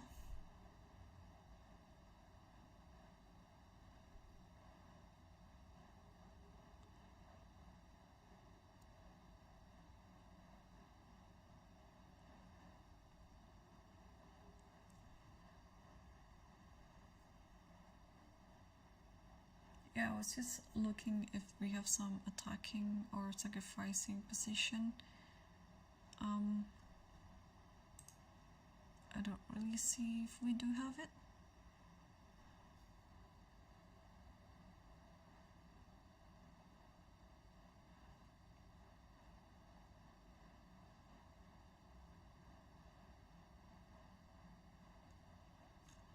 Yeah, I don't see anything.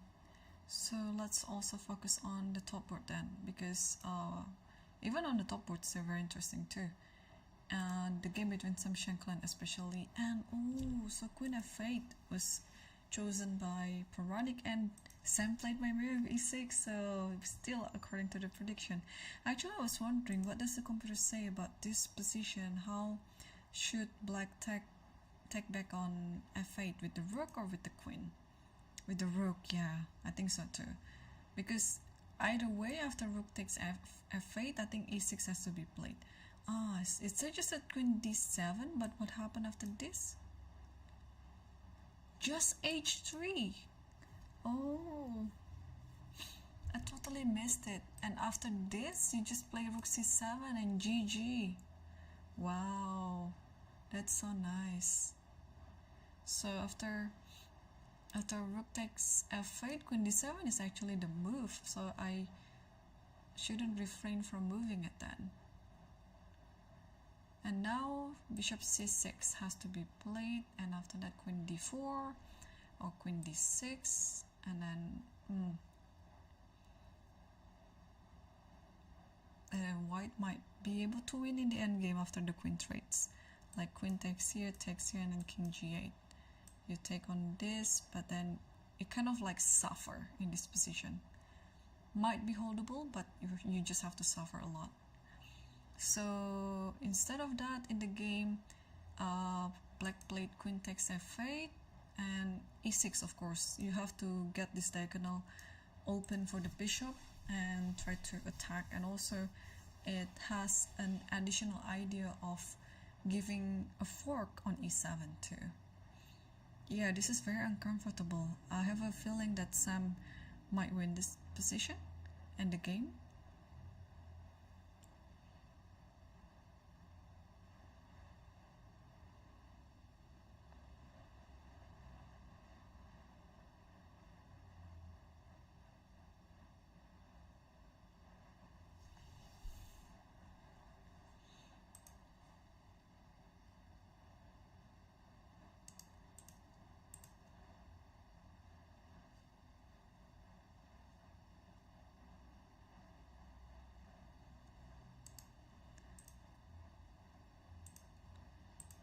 Checking out the games.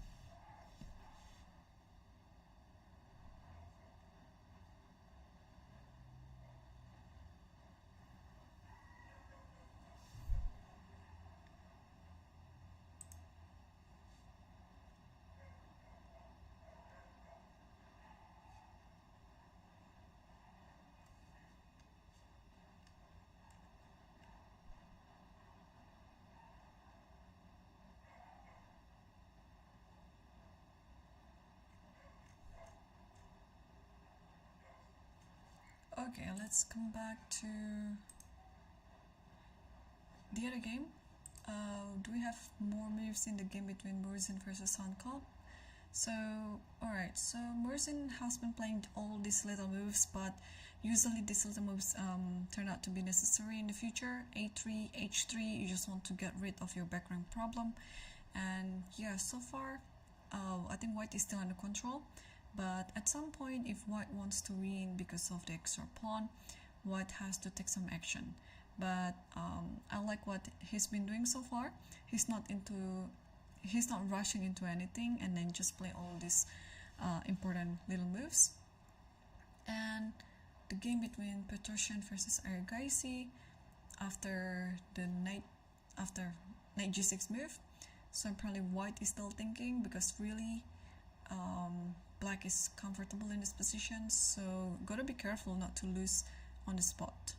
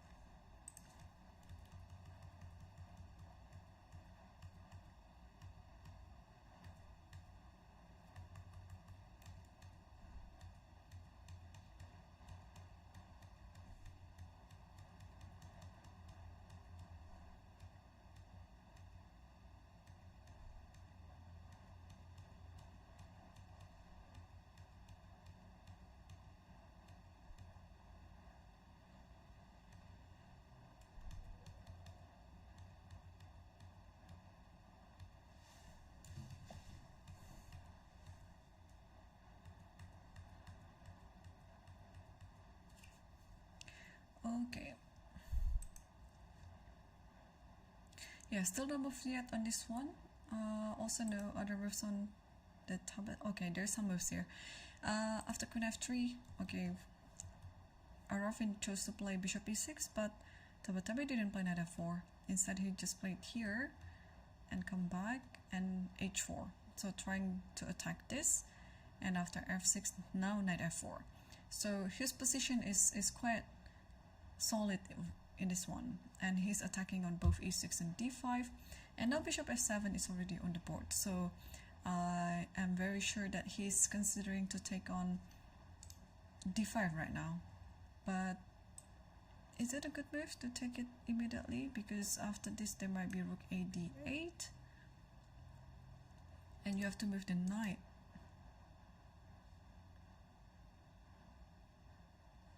And after this, let's say, is this actually a move now? Maybe it is. And after this, the position I think is fine for White. So maybe this is okay to take the pawn, because sometimes it might be quite scary to just do like this. But I think it should be fine. You can just simply take it, because after this, yeah, you just go back. It's fine. Alternatively, if you don't take D5, what else can you do?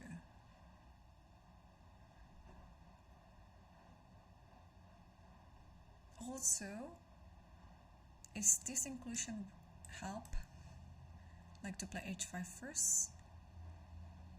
Okay, let's say Rook A D8, and now you don't have the pawn on D5 anymore.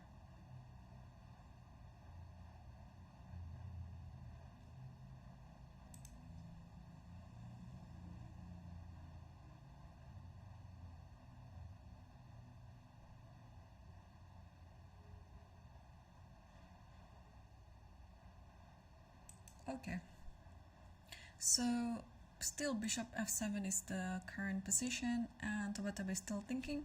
Well, he still has 52 minutes on the clock, so he has to calculate everything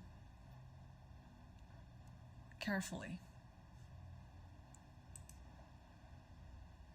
And okay, e6, king g8, and now let's try to think on how to proceed with this position. I had an idea to play queen h4 here because you want to give a fork on e7, and the rook still cannot move anywhere except d6 or d5. What else do I have here? Like, I just want to push e7.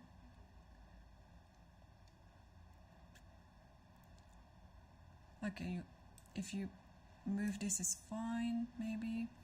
I mean, in this position, even if I have to give this one up, I think the position is quite dangerous for black. But this is still the current position, and Sam is still thinking now.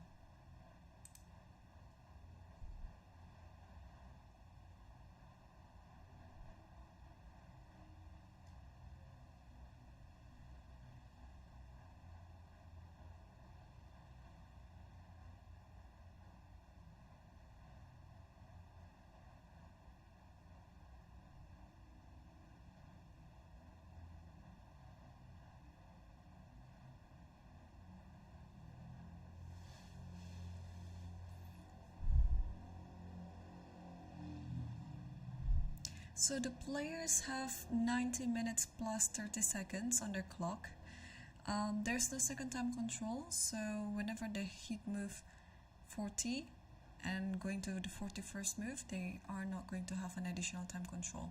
So usually within 4 hours or 4.5 hours, maximum 5 hours, all the games will be concluded.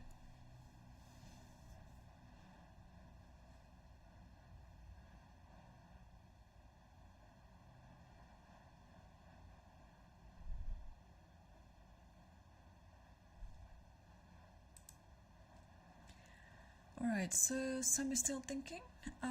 What else apart from queen h4 can we play here? So maybe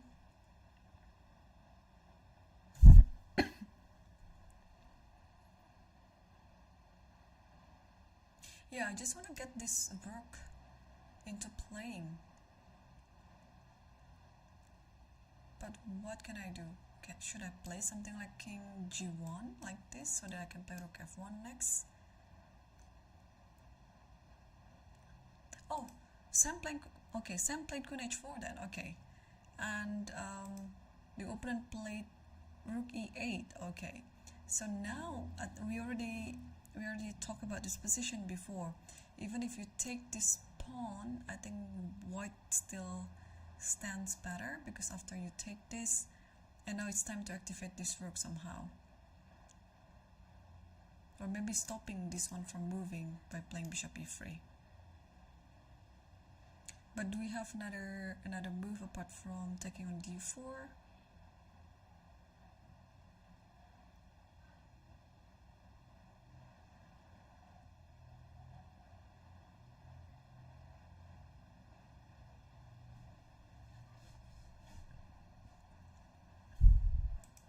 Yeah, I don't think so.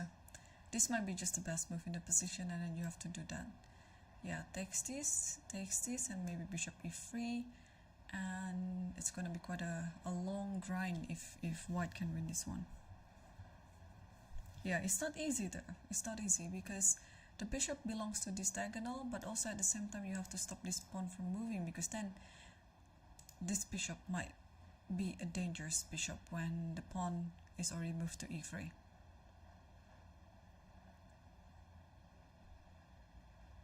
So Sam already took on d4, and I think we're going to see rook takes e6 pretty soon.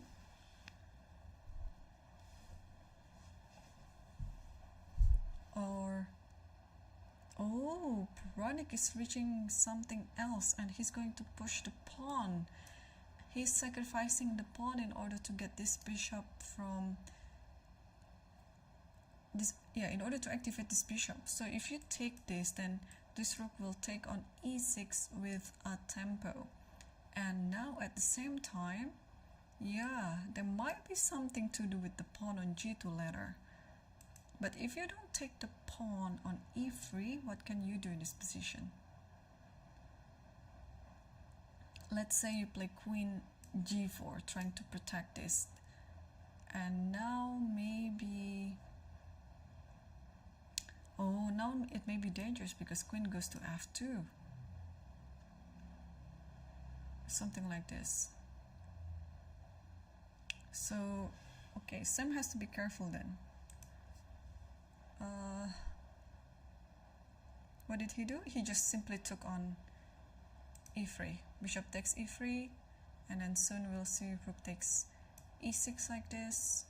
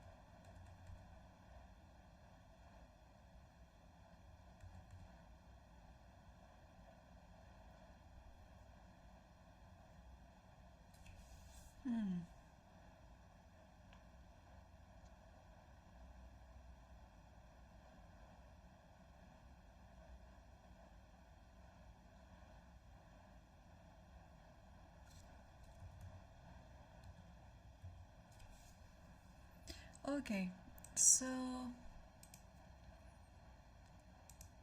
Puranik still hasn't moved yet. I was just wondering what could be another idea in this position. Because rook takes c6 looks just natural. Yeah, and then he took. Okay, so he already took, and now what to do with white? Yeah, be careful not to play bishop d4 because there is rook e4, and then the rook will hit the queen and the bishop. You can still save it by playing queen here, but then you have to defend g2 all the time like this. So it's not really clear what to do here. And I mean the bishop has to be moved or to be protected, or maybe attack. But if you attack something like this, maybe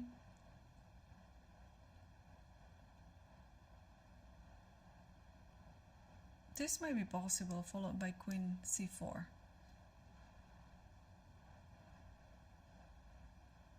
But there might be some idea like check here maybe. Yeah, this is dangerous. Because if you take, then check here. Of course, if you do this, then there is queen here and then checkmate on g2. If you do this, it looks dangerous, but maybe white is fine. Let's check here. Cannot go here because of the checkmate soon. It has to go here. And maybe white is just fine. Because then there's this check and there's this check as well. Oh, okay. So bishop h6 is actually fine. I mean, let's check it once again. Because if there is nothing with bishop g2, then bishop h6 is a good move. But if there's something, then we have to be really careful. I don't see anything else. Like check here, you have to go here. And then that's it. There's no more check apart from this, but then we can just go here. And then this coming too. Okay. So I think bishop a6 is fine here in this position. You can totally play it. Okay, so apart from taking on g2, what else can black do in this position?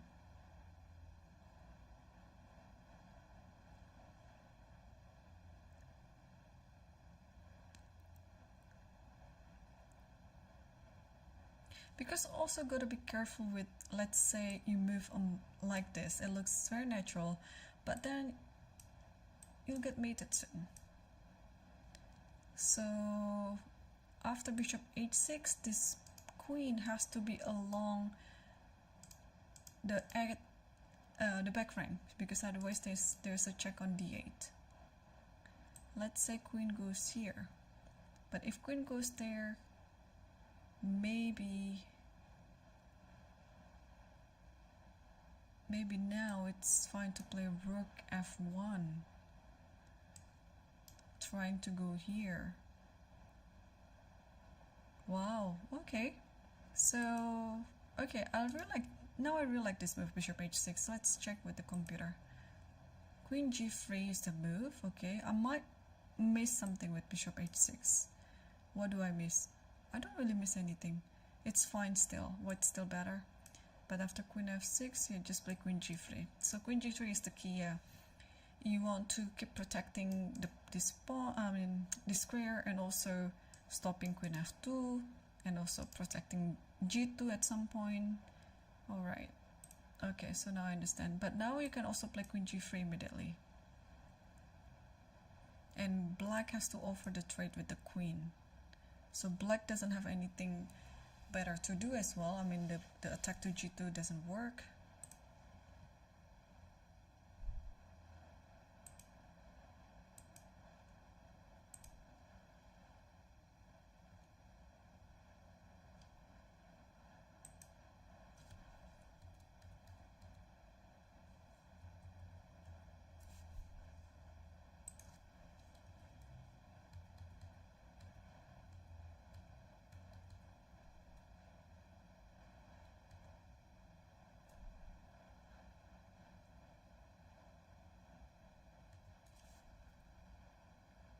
Okay, so let's see.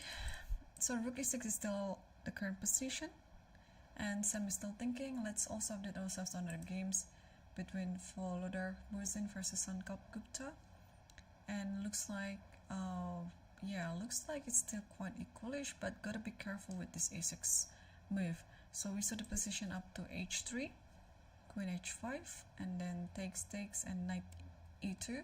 The knight tries to be more active now, and after b4, yeah, black has to do something to anticipate this e6.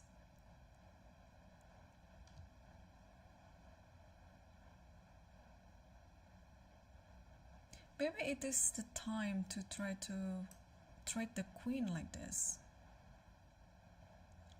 because it's gonna be dangerous if the queens are not off the board. And yeah, what to do in this position? I think you have to trade the queens. Maybe it's gonna be quite a long grind that after e6 takes this one, and you may or not take on the queen immediately, or take the, I think you have to take this one, not to let the king be a bit more active. And now let's take this and takes this. I mean, I think it should be better for white still. So it's just a matter if black can try to hold this position or not. But I think it's definitely queen d2 in this position.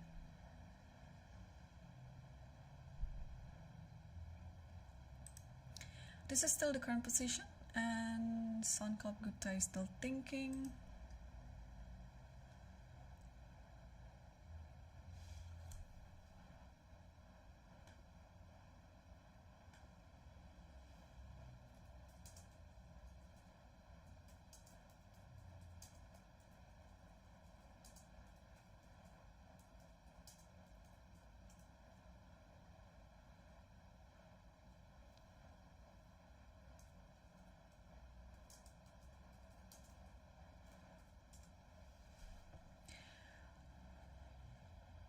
Still no move yet from black in this position, so let's see board 5. And wow, okay, so knight g6 was the last move that we saw, and after king g2, rook a8, and the other rook switches to f8, and this is the current position. So I think black still stands better in this position, because black is more flexible. Maybe I think roughly speaking, this should be still equal, but black is having like more ideas than white. because this pawn is still kind of like hanging, the knight still cannot move anywhere, and yeah, you cannot really take on b6 because otherwise in the endgame later it will be better for black. So white has to try to close everything, but if white tries to close it up now, then it's easier to play as black because you're just gonna go to c8, and then soon you're going to double up the rook on the f file and potentially put the knight to f4 and have the rook on here, and yeah, maybe it's still a draw. That you also put the rook on e4 and so on, but again, black is going to be better.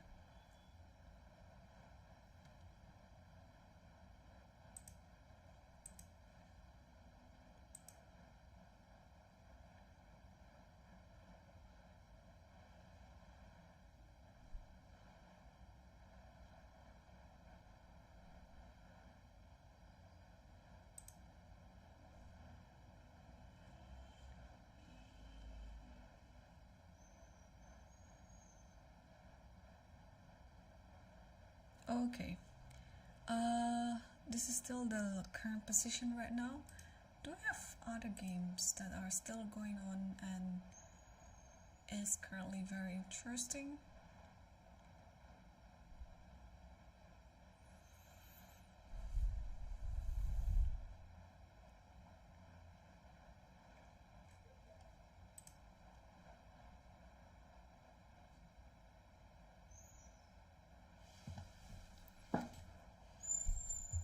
Okay, we haven't really talked about the other Indian prodigy.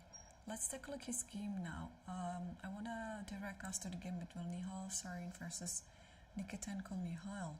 So he already sacrificed some piece before, and he's trying to attack. And what's the evolution of this position? Because, okay, black is up a piece, but white has at least 3 pawns as the compensation. Also, the position itself, I mean, white is better, but whether it is enough or not, I don't know. And white is winning, so let's take a look.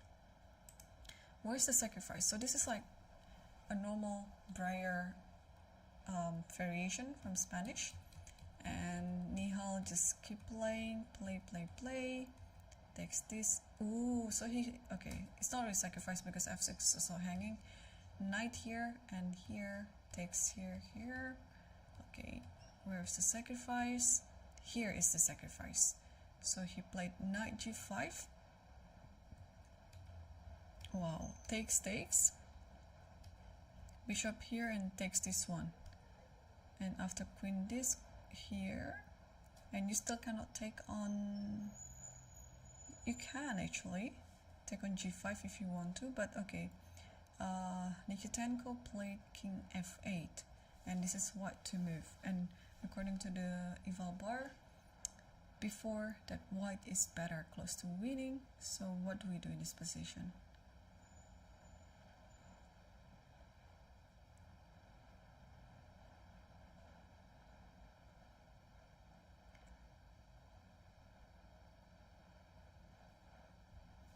Maybe something like bishop takes here, rook takes, and then queen h7.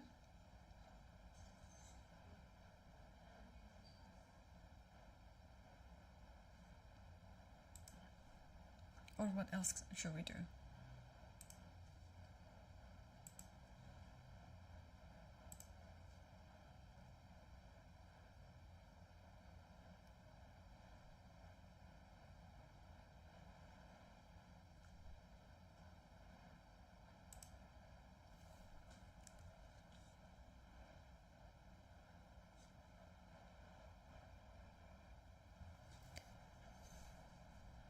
What does the computer say? Just rook e5. Nice. So rook e5, if bishop takes, and then rook takes, rook e6, and queen h7. That's it. g6 and then queen h8. I mean, all these positions looks really messy. So let's start again. Rook e5. And what you want to do directly is you just want to give a check here. So bishop takes then, and then just simply takes this, and here again, what you want to do? You want to also give a check here maybe. And now rook e6 and queen h7, just to step away from the attack. And I'm just wondering, oh, after this maybe it's just check here, yeah? And this is just almost losing immediately. So go to play g6, but this is a very hard move to make. And then queen h8, king f7, queen h6. Okay, no, this is impossible. What about other moves like taking this? Is this also fine? Okay, white still has some advantage, but not as much. What about other moves like, what could be done here?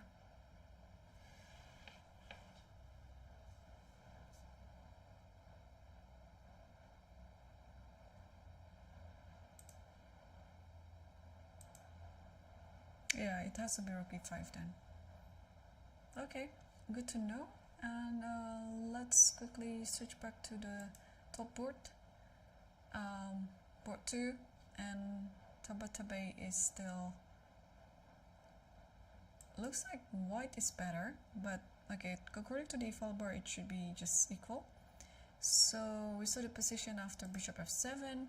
He decided to take this, and after rook a d8, put the knight on e3.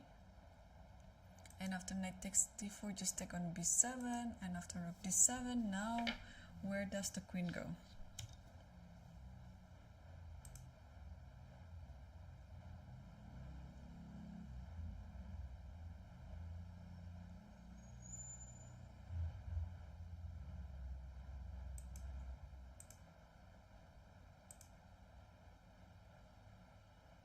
Yeah, if queen goes to e4, this looks just a normal move, but okay, maybe it's helping black. Black has rook e8, so you don't want to help your opponent, of course. So maybe alternatively, where can you go? You cannot go anywhere. e4 is the only square.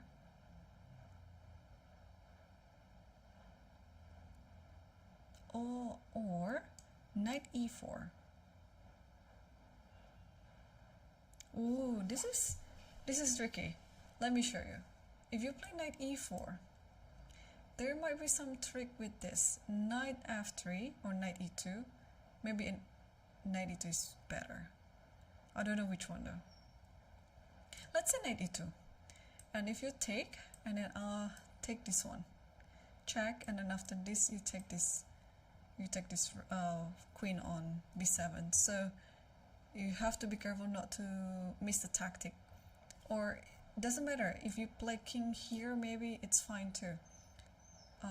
And then you can just simply take this, and then this one is under attack, and even if you take this, now you can just take on b7 again. So after knight d7, I thought that e4 was a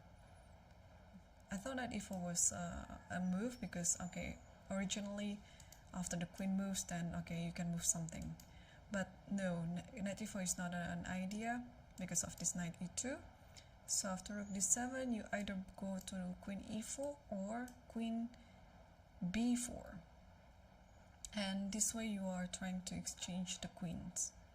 And I think that's what Tabatabai is currently thinking right now, whether this position is a winning endgame or not. Because I think I can understand if he's pushing for a win, because he has a pawn up in this position.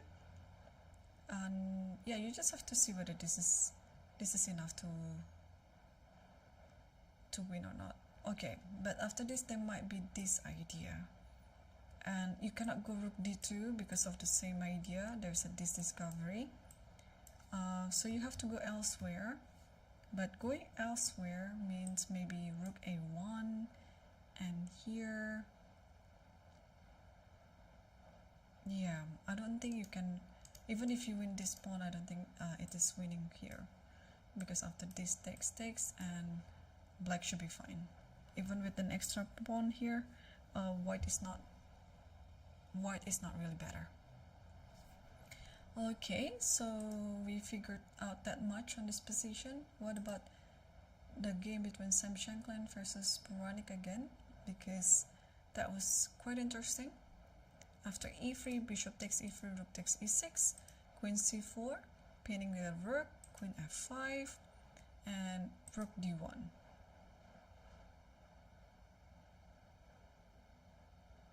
I was thinking to play rook f1 because it's my first instinct to attack, but unfortunately I think in this position there is a simple move, queen d5, that simplifies everything, because now this queen is kind of like attacking the queen on d5 is also attacking the checkmate on g2, the rook on e6 is also attacking the bishop on e3. So in this position I think white has to take, but after taking something like this, yeah, the position is not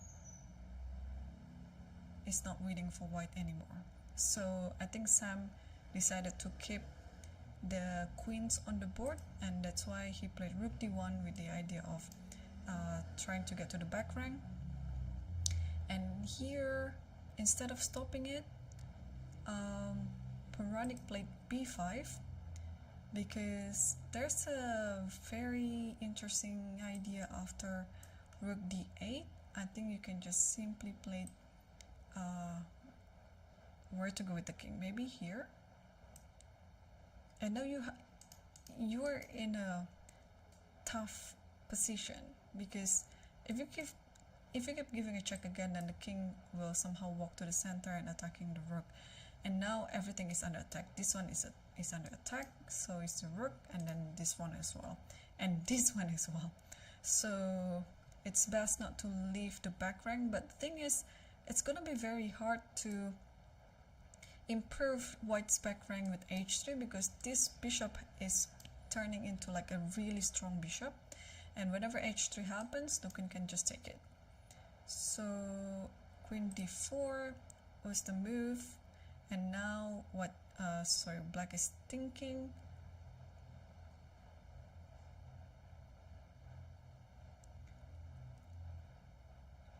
yeah, how to deal with the back rank here. Is this solving the problem by playing rook e8? But gotta be careful with this one as well, because now e7 is under attack, g7. So what else can black do in this position? Oh, and we already have another result on one of the top 5 boards. Board 4, Murzin versus Sankap Gupta, is drawn, and they will left the playing whole king h7 followed by queen c1, and just that's it.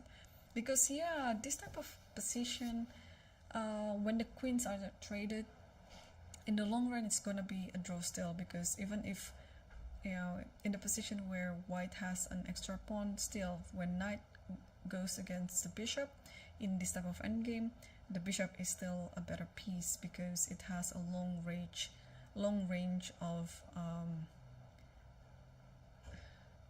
walking.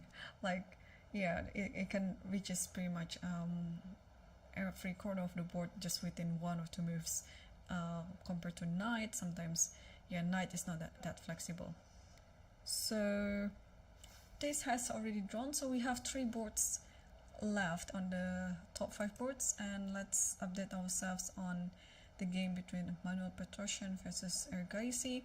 After rook gf8, it seems like Petrosian is still thinking, and he's down to 9 minutes.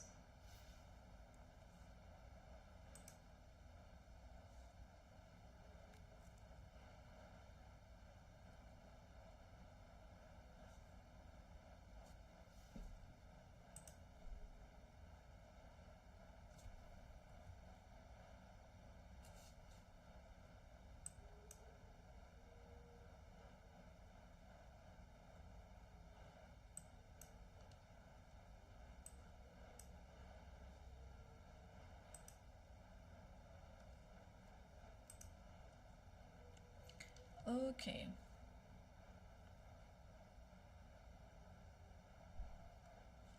And do we have other interesting games on other boards? I'm just gonna scan quickly again.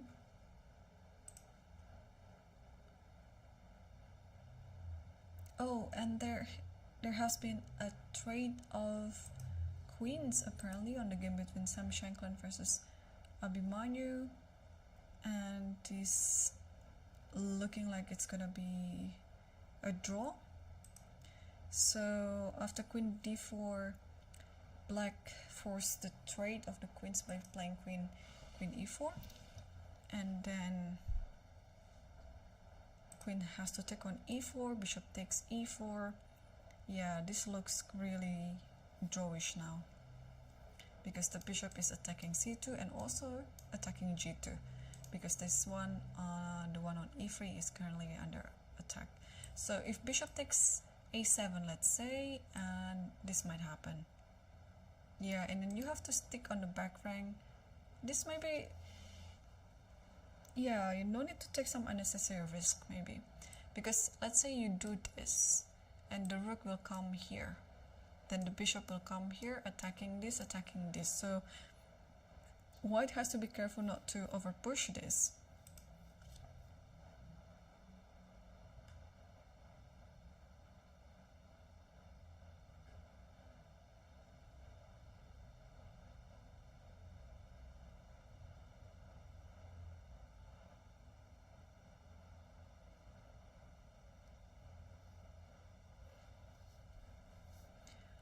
This is still the current position right now, and now Petrosian has already moved, and he moved, oh, he decided to double up the rook from e to a1. Okay, and now this one on e5 has been left hanging. Can we actually take it? Like, let's say we take like this, and take like this.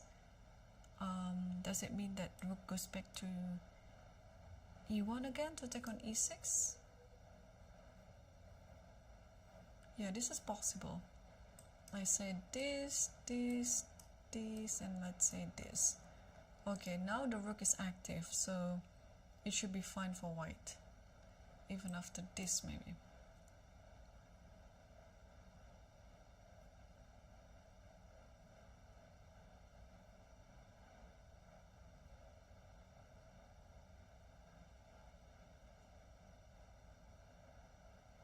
Yeah, even after that, at least there is something like rook a2, should be fine. So can we really just ignore e5, or should we do something else as black in this position? What about the other move? What about knight moves to f4? The thing is, after this, the knight can just be taken, and this one has to be taken with the pawn, because if the rook takes, then this one might happen. So this move is having some sort of tricks there. And this only king can take, but then check here and then push again, because after this there is this, takes. I don't know who's better in this position. Okay, I might be playing it too fast, but that is kind of like the idea. Maybe in this position, instead of b6, yeah, maybe better to move the knight first, like this, going to d3, because you can always play b6 at some point. Also this one is saying, you know, this position is better for white now, so gotta be careful not to play that. What else can black do in this position? I assume it might be just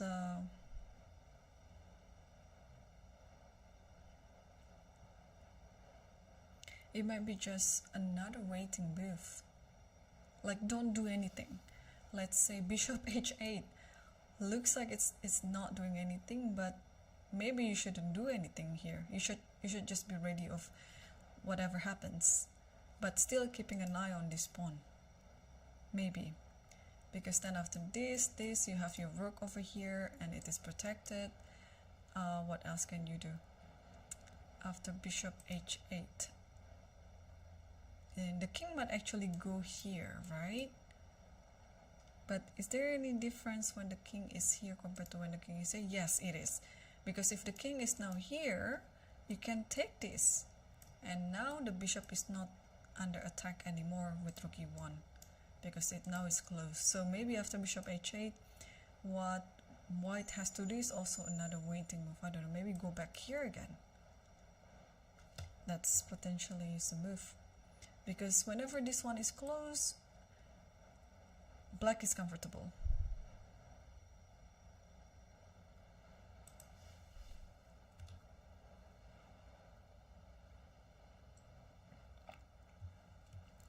Yeah, so Arjun is still thinking. And let's see if there's some improvement in the game between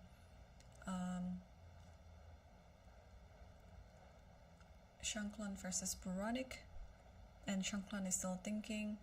Yeah, this is not an easy position to play as white as well, because again, you don't want to over push. And Shankland took on a7. Okay, so what's gonna happen after this?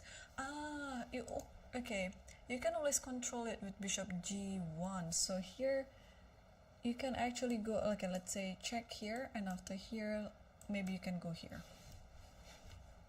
Yeah, I mean, at least you have this idea, and the game goes on. Yeah, but what about this one? And then this one is hanging. Okay, so yeah, maybe not h3, but rook d8, king f7.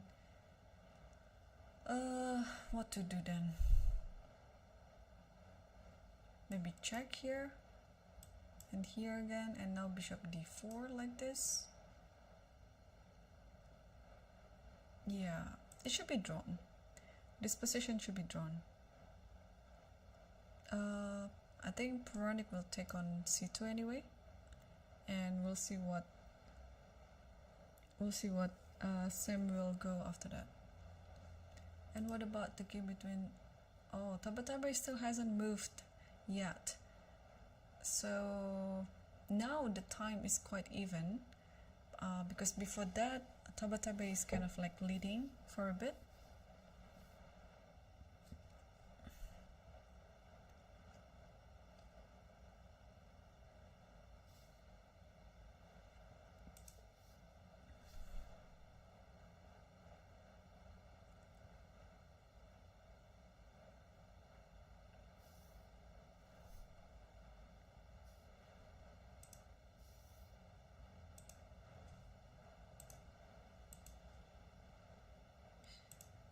Okay.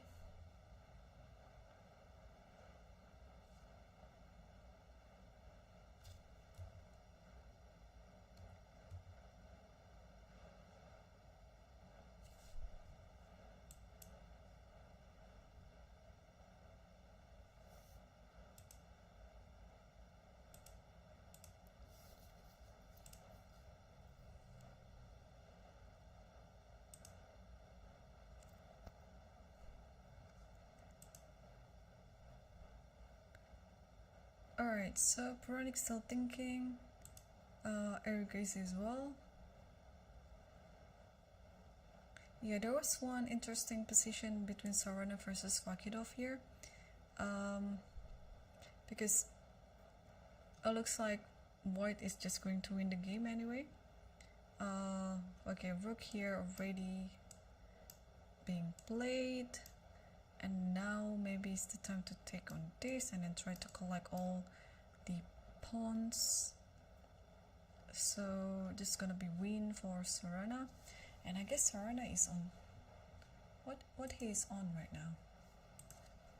2.5 or 2? Let me check it. Yeah, meanwhile, what do we have on the other boards?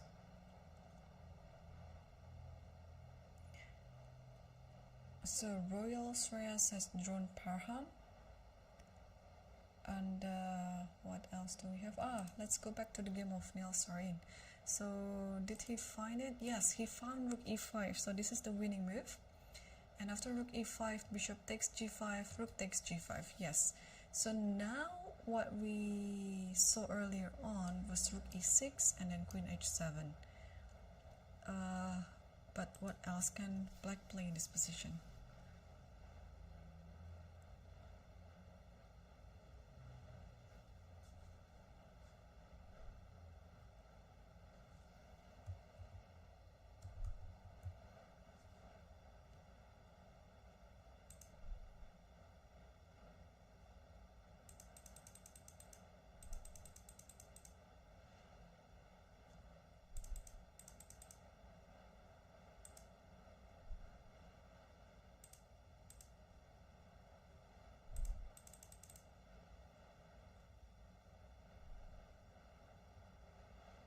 Knight f6, but knight f6 looks pretty weakening now because it opens the diagonal for the bishop.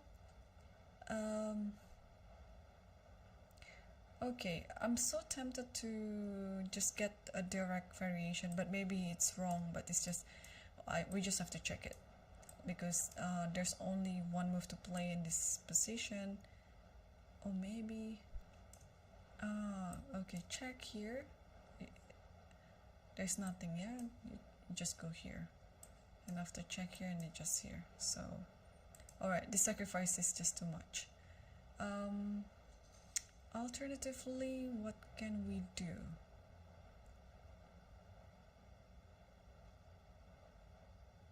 Can we go here? Rook f5 with the idea of this, just a direct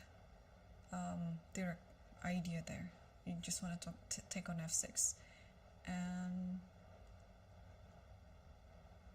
the queen maybe has to protect it by playing queen e7 like this.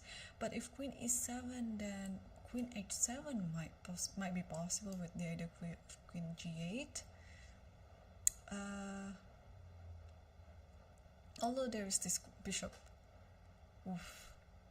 yeah, there's this bishop d5, but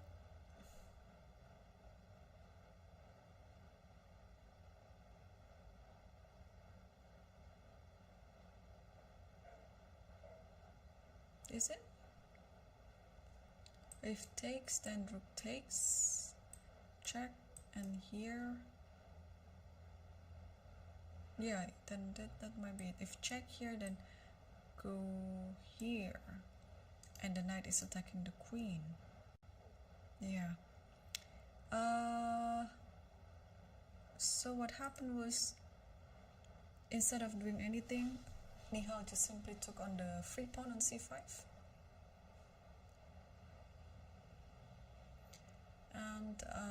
And he has how many pawns? 4 pawns as a compensation, and on top of it he also has a great position, like a great attacking position. So his compensation is more than enough, and he's actually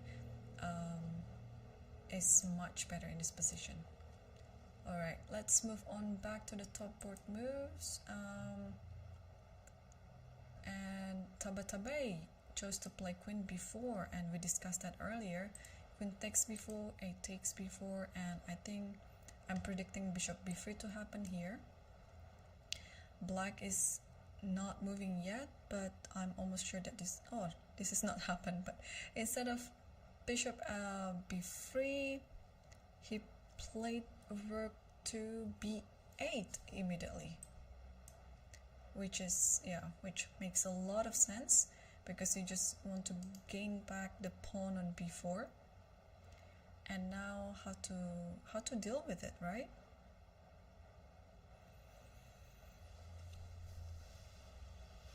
Because also if black can get the pawn back, then maybe black is a bit better, because the pieces are more active and the pawn on b2 looks quite weak.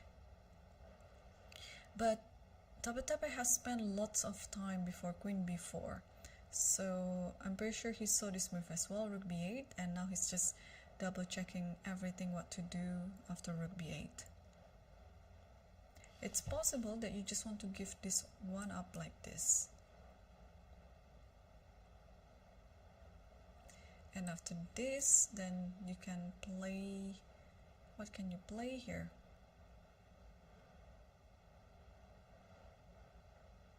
Actually, this is interesting to play something like this.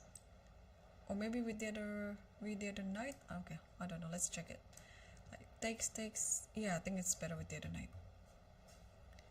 Like this. But the thing is, if you do it with the other knight, then okay, there's always knight c2 followed by b4. This b4 is always annoying. Alright, how to handle this threat on b4 then?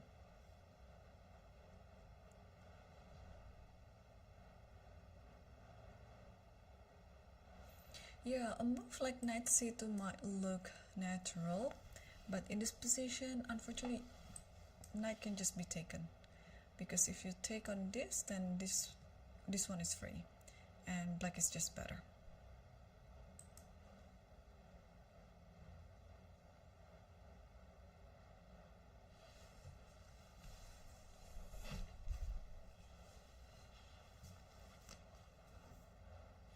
Okay, do we have a move on this position yet between Shanklin versus Veronik? What is going on? Wow, is Sam tilted? Because now, instead of, I mean, white had an extra pawn before, and now white down a pawn. What's going on? So after rook takes a7, oh sorry, bishop takes a7. It's a very clever move to play rook a6 now. And then here takes on the pawn here and takes on the pawn, and after here takes on the pawn. Like, how to explain this? So Sam just gave 3 pawns. Okay, they agreed for a draw, but this is not the way to make a draw. Like, not like this. So Sam gave 3 pawns, one after another, so in 3 moves. So the game went like this, and then they agreed for a draw.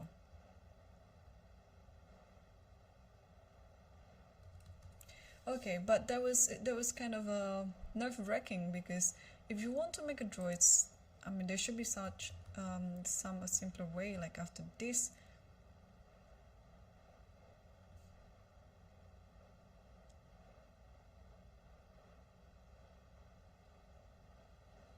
I'm just thinking what to do here. Maybe give a check on the back rank? Like, why not?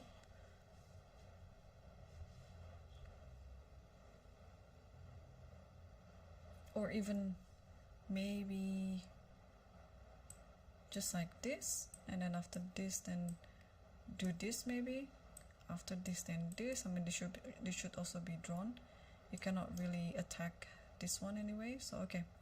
But well, so far we have 3 results already in the top boards, and no decisive result yet. Board 1, 3, and 4, they all ended with a draw. So let's take a look the remaining top boards on board 2.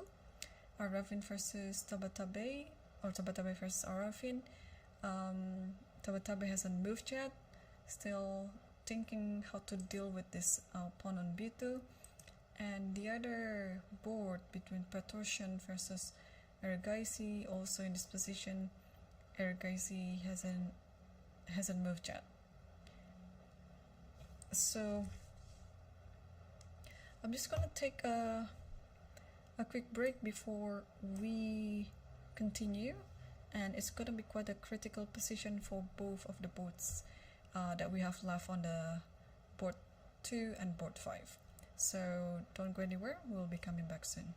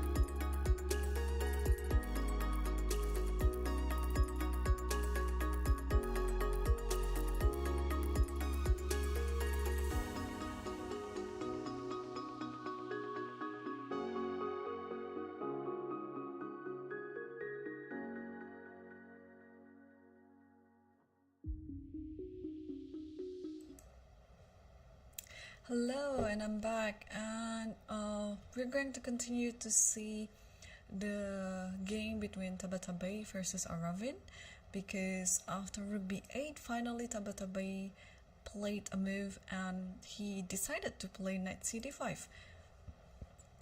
So it's a move that came to my mind before. I think he was just trying to figure out which knight has to go to d5, because this is also possible to be played with the other knight, knight ed5 like this. But maybe the difference is now the knight is now free to go to c2 and take on b4. While with the knight to cd5, if you go here, then I simply take it. So the idea of knight d5 as well is if you take this, then rook takes, and everything is still kind of under attack, but okay, the bishop can just move back to c6 and things are under protected again. So maybe instead of taking this, throwing knight f5 is a good idea, because if you take, then takes this, check here, although I believe this still might be a draw. Maybe check here, and then after this, then here. Yeah, I think it should be still a draw, because then king here, takes here, and so on. So what else can we see from knight cd5? So if we take this, yeah, I think it's almost certain that you have to take on d4, and bishop has to protect the rook with e6 or c6. Let's say c6, and then you take, and now maybe protect it this way, so that rook e7 is the idea, and also the knight is protecting b4. So when this happens, then you can give a check. The difference is now if you put the king over here, rook can just take on h7 first. Oh, can it? No, it cannot. After this check, and then bishop g8. Okay, so this is a very important move to notice then. So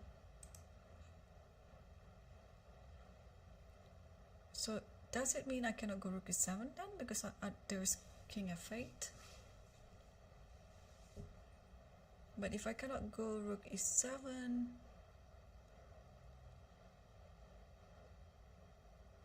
what should white do in this position?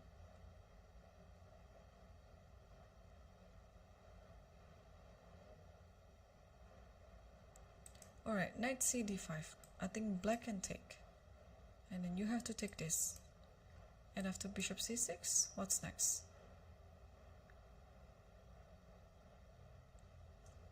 Because you have to take that one, I guess. Like takes this and takes this, and and maybe, okay, the knight is already pretty good there. Maybe put the rook here so that the rook can go to c7. But with the bishop versus the knight, yeah, the bishop is always better, so it's fine having one pawn less like this for black. Maybe bishop can just go to b5 and everything is under control. Alright, while Aravin is still thinking, let's switch to Petrosian versus Ergaisi, because this has simplified quite a lot as well. So after rook ea1, oh, Ergaisi took some time to think, close to 20 minutes of thinking, and then he decided to take on f3, and after this knight takes e5, and white decided to give the exchange back, because if the rook moves elsewhere, like perhaps maybe like this, then this pawn is now lost as well, and the position looks terrible. Yeah, with these two pass pawns on the center, and then also this is kind of like, well, not really hanging, but something to think about as well. So that's why after knight takes e5, Petrosian decided to give the exchange back by playing king g2, but if that happened, then knight f3, king takes f3, and now black is left with an extra pawn and with a much better position as well. The extra pawn is the pass pawn, and probably with the better bishop. So rook f8 was happened on the game, and after king g2, bishop e5, and maybe trying to get the bishop to f4 and force the trade of the bishop. So I think it's just a matter of time until black wins the game, because I don't see any compensation for white in this one. Black is just enjoying the free or the extra pawn, and also having a great pass pawn. Yeah, almost no counterplay. On the other board, Tabatabe is still thinking. After knight cd5, and both players have kind of equal time on the clock with 11 and 10 minutes.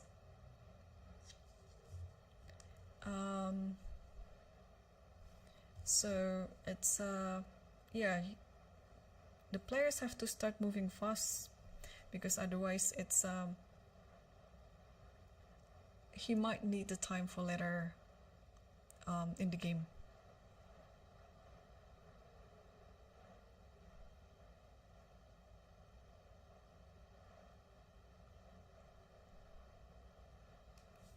So alright, so this one is still,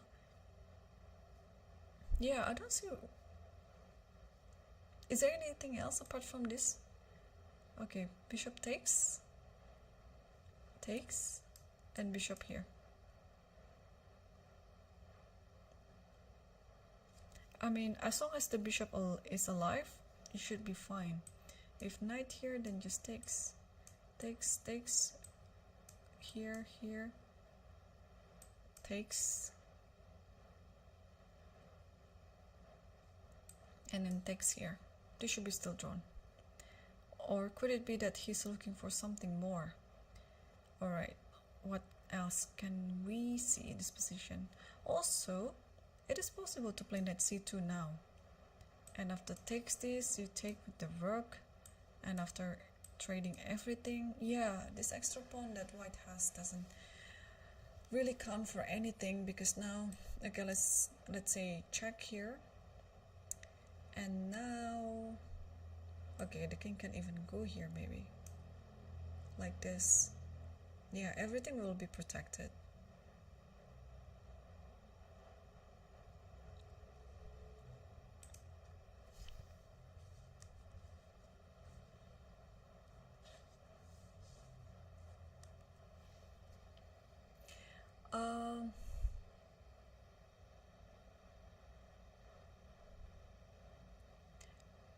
Okay, black is still thinking. Let's switch back to the Arjun's game.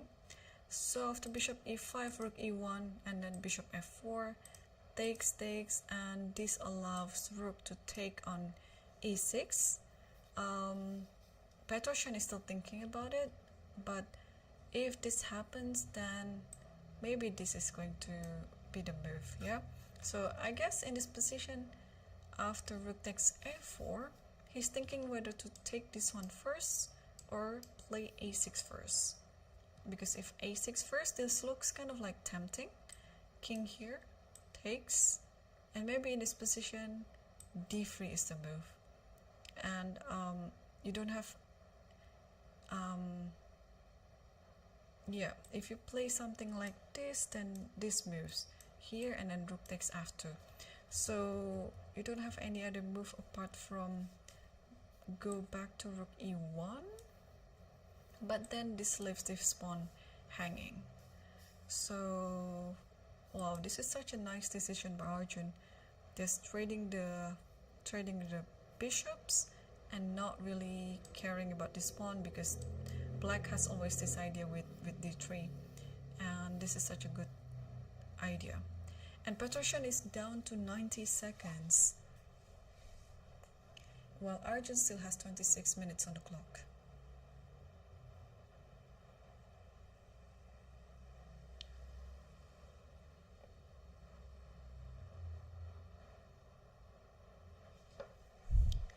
Alright, so still no move yet from Petrosian after rook takes f4, but I think he has to move soon because he's now 1 minute left.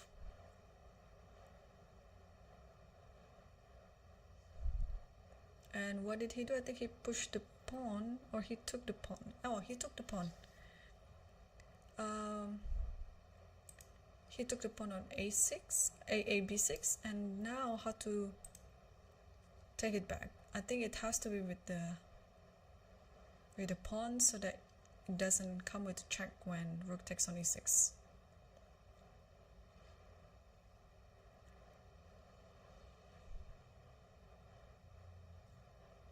Or also, is d3 a move here? Like, let's say I played d3. I mean, I would take for sure, but I'm just wondering if d3 is a move, like after this, and then takes here maybe, because these two pawns are not dangerous, are they?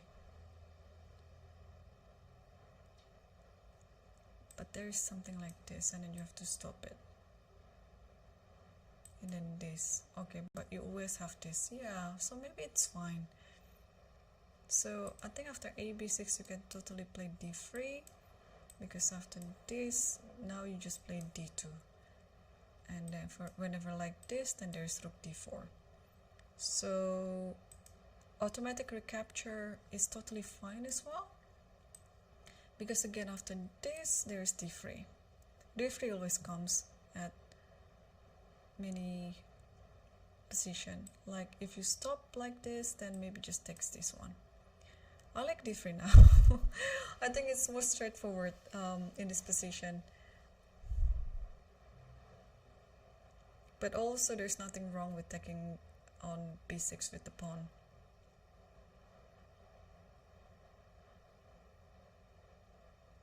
Yep, so Arjun is still thinking on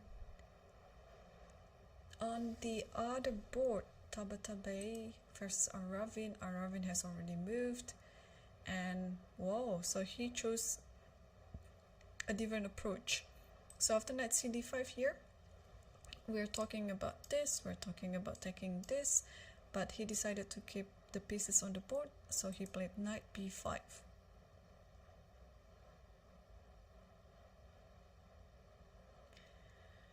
Alright, so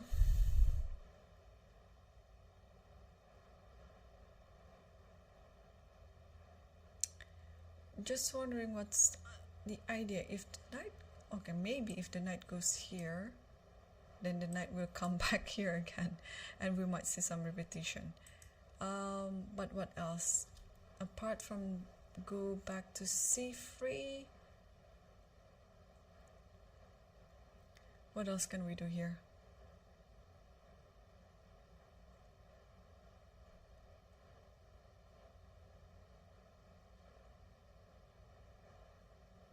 Because I think what black is planning to play is rook b d8, and it has quite a threat on the d file.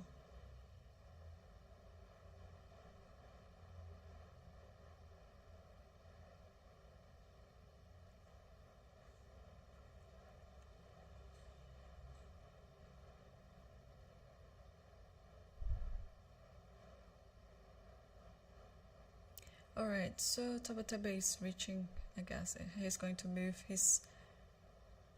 What is he going to move? I think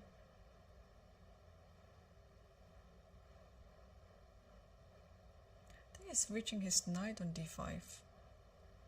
But he's a bit hesitant to play it.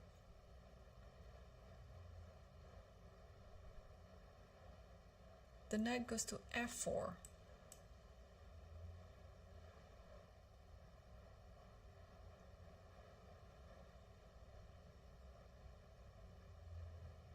Alright, so what should black do now with this idea? Should black take on the rook on d1? Also, another thing is rook d8 is also a decent reply to this position.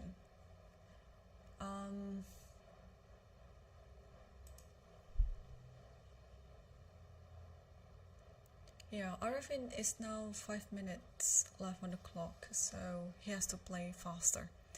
The position looks not too difficult because the bishop on f7 turns to be a pretty good bishop. It is holding many things here. So what he needs to do is just to play faster.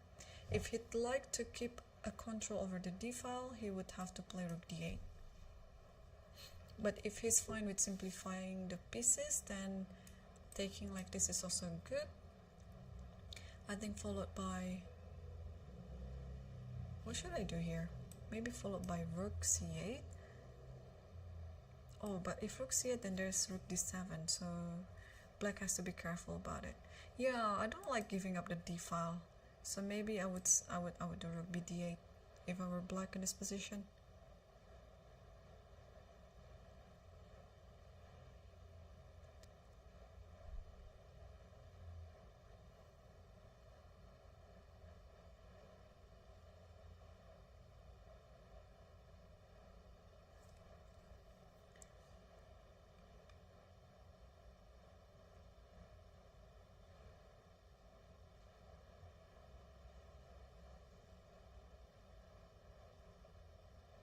I'm just gonna scan through other games that I was following before and if there's any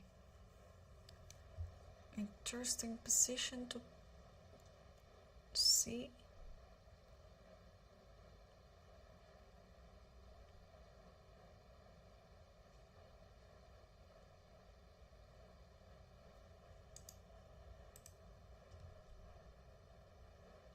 Oh, the game between Arjun has gone quite some time there. So the last position was rook takes f4. Oh, a b6 and king takes b6. So Arjun, I don't know if it's, I don't know if I like this move, king takes b6, because it allows rook a6 with a check. But okay, let's see the computer line. Ooh, Arjun spotted it. Arjun just spotted everything. King b6 is the move. Rook e6 check, king a5, so the king march forward. After rook a6, king b4, rook takes a7, king takes c4, b6 there, and rook f6, rook a6, and f8, b7, rook b8, and rook b6. And now it's just a matter on how to do these two pawns. So maybe it's better to play king d3 followed by c4 and c3. Yeah, so Arjun is still not moving yet, but he has better time situation than his opponent. Okay, he moved d3. I think it is pretty much the same, as long as you do something with these two pawns, because these are your advantage. And then king c3, just walking like slowly, you know, like stairs, like that, and then push it again, and push it again, like that. Okay, so it's almost, I think this game is almost over, because let's say that after d3, king here, go here, something like this, and then this pawn will come. Yeah, this rook is so tight to this pawn. And now king c2 comes, and then d2, and then c3. So it's almost like, how much winning is Arjun in this position? Oh, it's okay. Arjun is like 5, -5, okay, or +5. I don't know how you call it, 6 now. Okay. So yes, it is actually after rook b6, d3 is the move, yeah? Just like that. And what's wrong with king d3? Okay, king d3, king f1. I think, okay, this is still winning as well. Okay, so he's actually spoiled with choices there. He can pretty much do any sort of ideas. So d3, king f1 was moved, and then king c3 is kind of like automatic. And now the trick is, if you play king e1, then king c2 is there with this idea, d2 and d1. So yeah, I think I would expect some resignation soon on this board. White doesn't really have anything so much now, and he's also down on time. So maybe out of the, yes, so White resigned and Arjun won the game, and he is on to 3 out of 4. He lost on the first round against first round or second round, perhaps it was the second round, against Nicolas Teodoro. So yeah, so now for now there is no clear leader, because the top 2 boards that we are going to see, Hans Niemann drew against Salim Saleh, so they're sharing 2.5 right now, and the other leaderboard is this board, Tabatabai versus Aravin. Aravin is currently on 3, and if he wins, then he's gonna be the clear leader. But if he also makes another draw, then those 3 people will still be leading the tournament.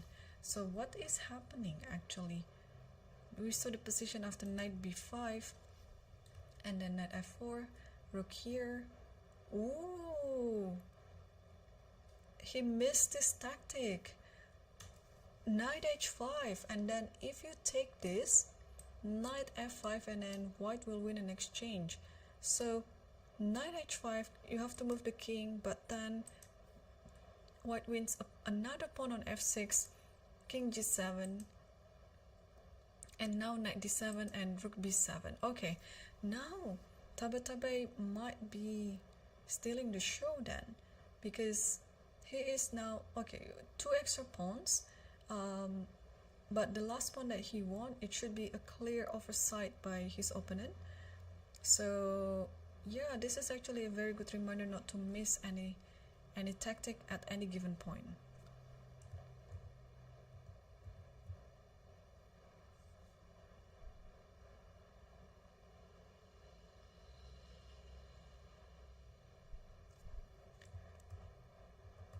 Alright, so knight d7, rook b7, knight c5, rook b6. So this is what's happening on the board, and I think the move will come quite fast from now on, because it's yeah, the players, they don't really have much time on the clock.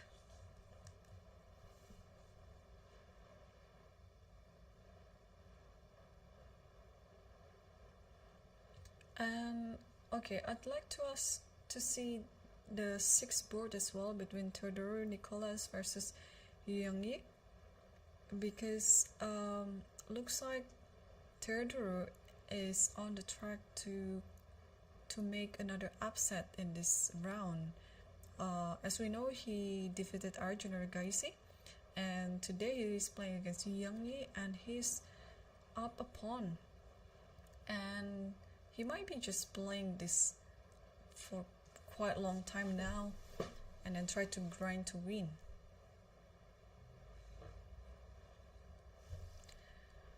Alright, let's move back to board 2. Here Tabatabai hasn't moved yet.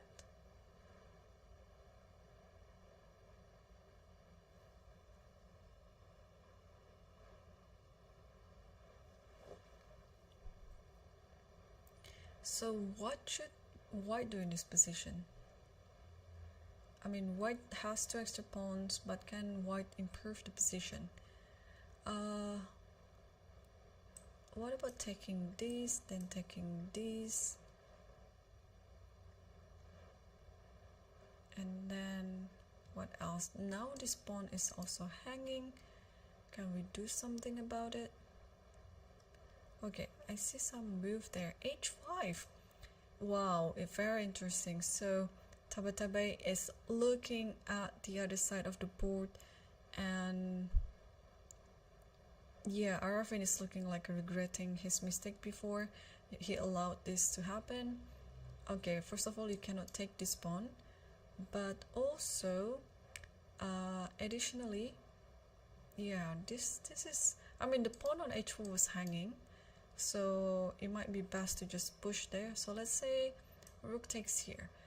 The reason why this one doesn't look good is because this allows rook to go to b7 and yeah, and continuing attacking the king, and knight d5 is coming as well. So this is something that you don't want to do. Also, if you take on the rook, rook can also take it back with the same idea going to d7. What else can be done here? Like if rook goes to, okay, there's some move there. Oh, rook takes b4. Wait, if rook takes b4, yeah, of course rook d7. This is what we discussed before, and Tabatabe played it. Wow, so Tabatabe might actually win this one. And also, not only about the position, but he has some time advantage as well. So now how to deal with this one? I mean, black allowed every single thing that white could hope for, and this is not a good sign.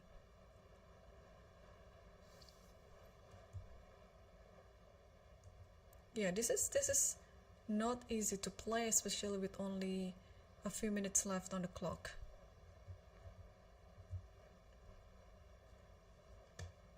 So 2 minutes and 30 seconds left on the clock.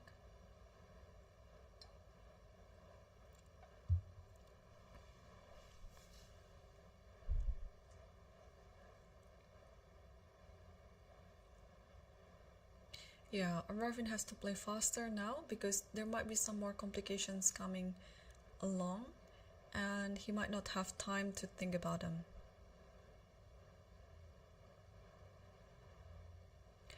The play hall are getting emptier by now because we're already on the 4th hour of the round,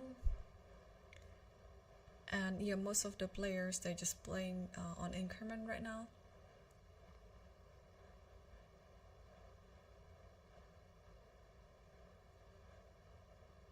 So trying to neutralize this attack by playing rook d6 or rook d4 maybe, but now this h6 might be quite uncomfortable because you cannot take it. If you take it, the rook will take the bishop and you have to go here maybe, and in this position what can you do? Okay, I'd like to keep my rook on the 7th rank maybe. Maybe I'll just go.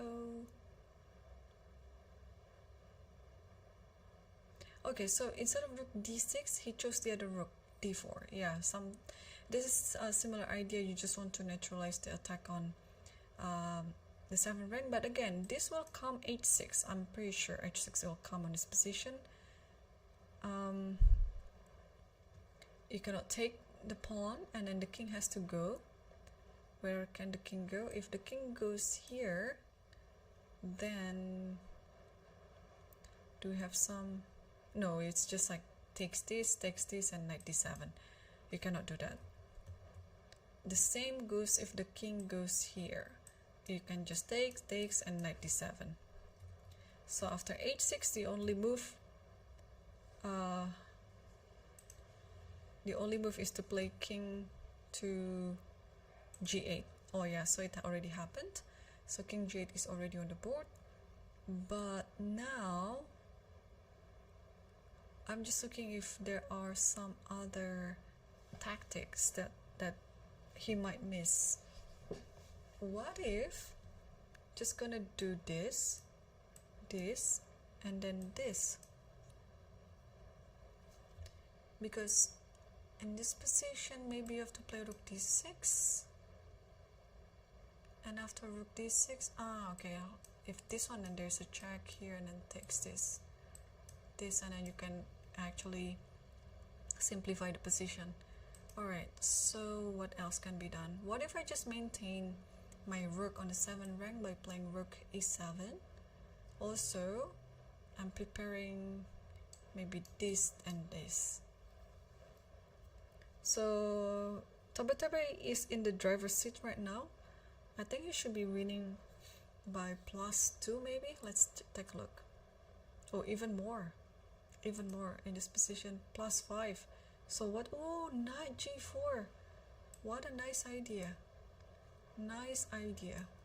Yeah, so you cannot take this because of this check, and then it's gonna be some checkmate soon coming up, like maybe this, and then at least you just win the rook if you want to, but it should be just checkmate. So knight g4, will he find it? I think he will, because he's really a good attacking player, and this type of move is totally his sort of moves. And here you have to take on d7, and after you take on d7, you have to take this one back, and the rook has to move. Where does the rook go? Probably some, I don't know, maybe rook d6. But after rook d6, there's like this check, and then rook here, and then yeah, this is just lost. So okay, king g8, knight g4. This hasn't been moved yet. Taba is still thinking. So you're forced to take on this. And after knight takes, maybe rook e6 to stop the rook. But maybe it's the same thing, like check here, and rook c1 with the idea of rook c8. Maybe that's it. And how do you stop rook c8? You can play knight d6. But this is just, I mean, just a matter of time until the rook gets to the back rank. Let's say I play rook c7. Let's say I'll do this to grab this pawn, or to give a checkmate on a8. Sooner or later it will happen. Wow, so Taba might actually join the leader for tomorrow along with Salem Saleh and Hans Niemann. So what did he do? He played it! He played knight g4. This is the winning move. Wow, he played the winning move, and Arafin only has just a bit more than 1 minute left on the clock to figure things out. This is not a pleasant situation to be at for sure, and he has to, I mean, rook d7 looks forced, but even if he does it, it doesn't really solve any problem.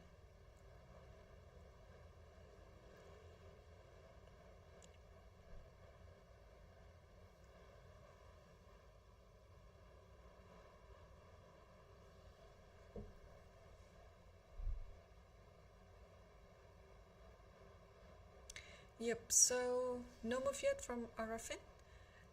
45 seconds to go. He has to play faster. But this position is quite complicated, and I think he's moved something. What did he do? He played g5. Wait, what?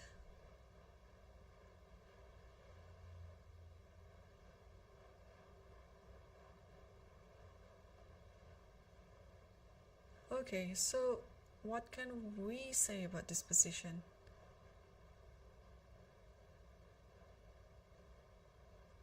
I think it's still the same, like you can take, and then knight goes here. And g5 doesn't really attack anything, yeah? Or what can you do? I mean, this wins, of course. Like here, and you have this check as well coming. But how to win it even better? Maybe just play rook e5. Because, yeah, you still cannot take on g4. You're attacking this g5 pawn.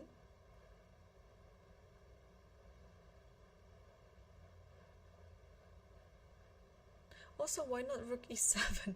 I mean, there's so many good moves here.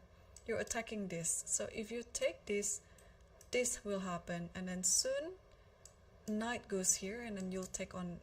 Yeah, I think rook e7 is the best move.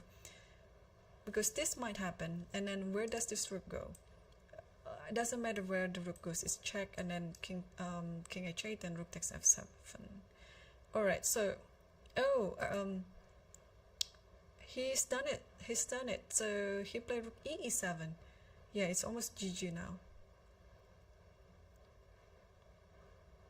You cannot really protect this bishop, and if you take this one, then knight goes to d7 and knight f6.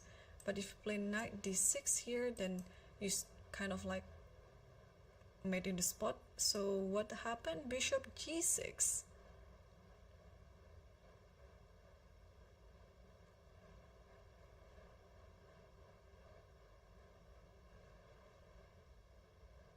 Okay, okay. Bishop g6. So what do we do here?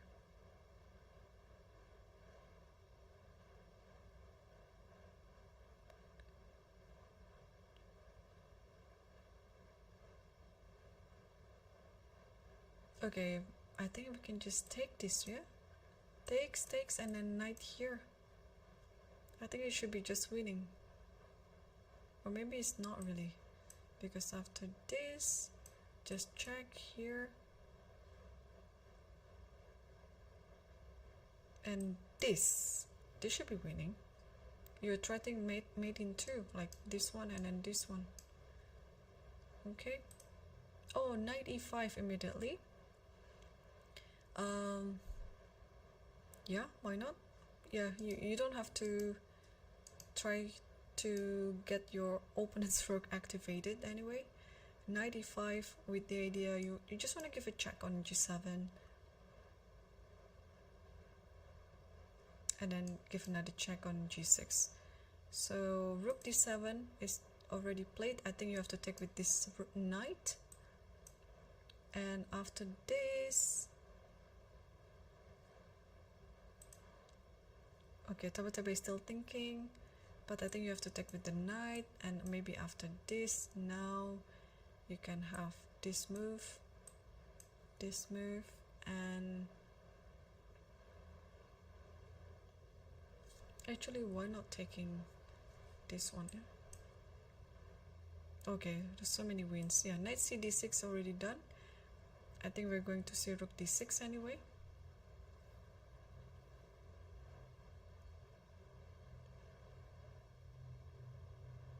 Yeah, the thing is, after here, maybe this is it.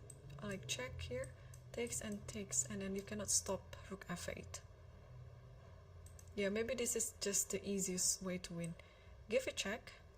King has to go to h8, only move. Check over here. Bishop takes f7, only move, and rook takes here, only move. The mate is unavoidable. Even if you take this, I'm not gonna take it. Just checkmate on f8. But he chose something else. So knight g6, and then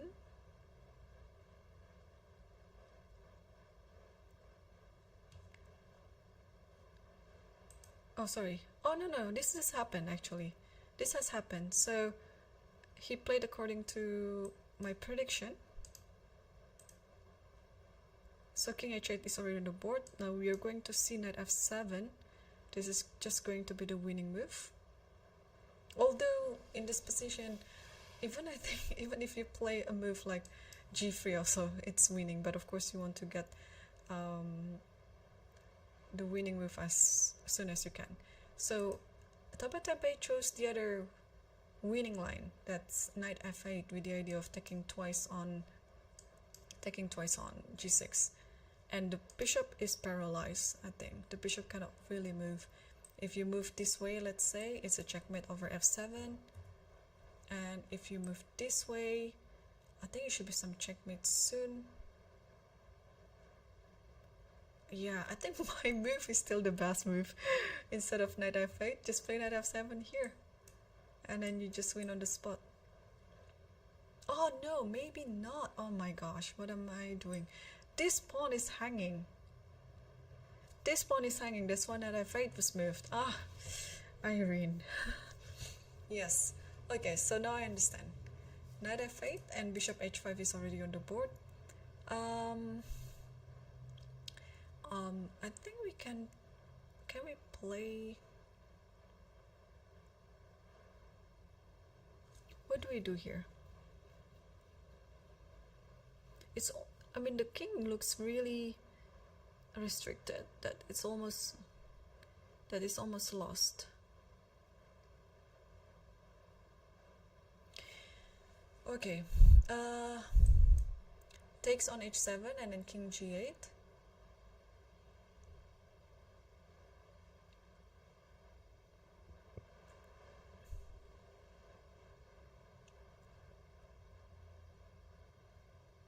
Could it be just rook check here, takes and then takes here, but this is always hanging. So okay, king g8 is still the position. Is it still winning? Okay, it's still winning.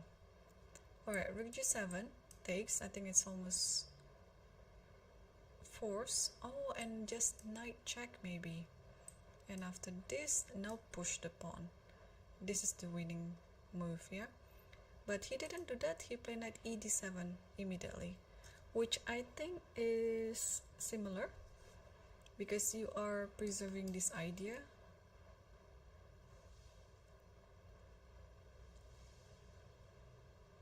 Yeah, you're preserving this idea check. Although not too sure of the king h8. But yeah, this should be holdable to win. I mean, this should be fine. Oh, maybe after rook g7 takes on g5, that's it. Or also maybe you can try to play g4 after this instead of rook g7. So what happened was knight d4, rook g7 check, king. Oh, they just tried to repeat the moves first, and now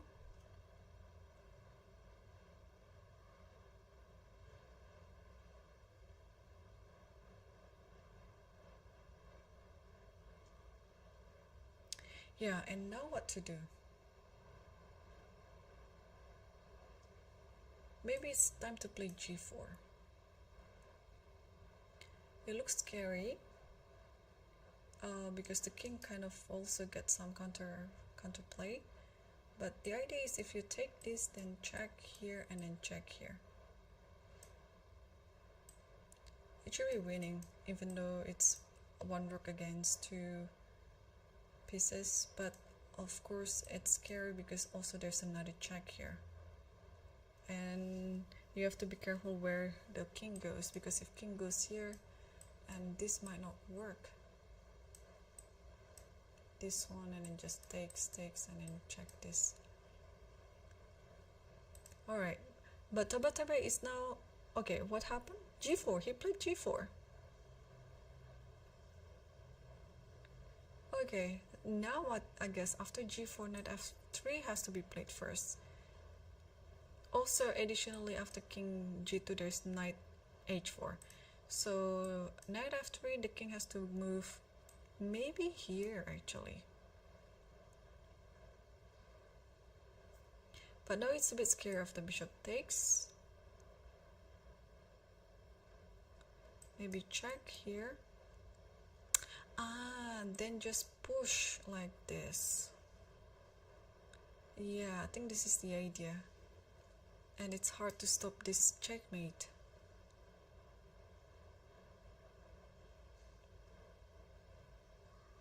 And why cannot you play this variation? Oh, sorry. The rook on g7 was hanging. No, I cannot do that. Sorry guys, it's been so long since I stream. So okay, g4, let's do this. Check here and then takes. Then what's the idea? Check here, here.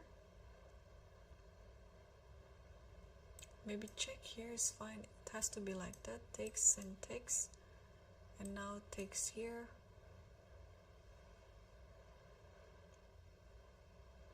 It should be winning, right? I mean, white has plenty of pawns, and yeah, not taking, sorry. There's bishop b5. But maybe just something like this should be fine. But he didn't do that. He checked on e2 instead. I believe knight f3 is the best move here. Or bishop g4. Oh, the advantage has reduced significantly actually. In this position, okay, it's already no longer really, no, it has to be check here, exactly. So it has to be check here, and after this check, and then if this one is check, of course it's a mate like this. Okay, so so yeah, one simple move, knight e d7, like in the game, it actually makes things hard for white now. Like after this, just, no, this is not the game. The game was knight e2. Wait.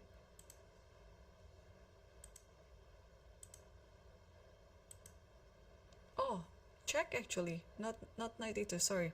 So it's actually like this. So he went for, okay, king f1 and then knight f4, and then check here, and then f3, because there is a back rank mate on d1.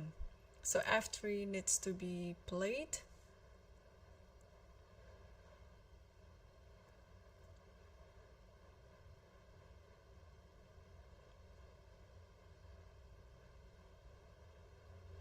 But I don't see the win anymore now. Yeah, the bishop goes to e8, and all you can do is doing this type of checks. Wow, it would be quite heartbroken if Tabatabai didn't win this, because this looks like just, you know, it looked like he was almost winning, but it doesn't look like winning anymore now.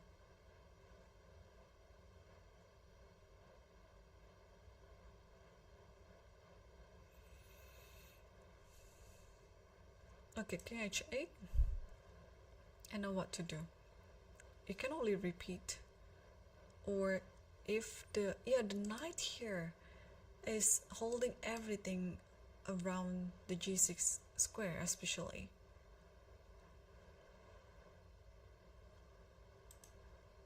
So white is about to move, but what could it be? Is it rook here maybe? But if rook there, then just grab the knight. This might be still okay though. Yeah, this position might still be winning for white maybe. Let's check. Yeah, white still has some advantage. So okay, this is the last position.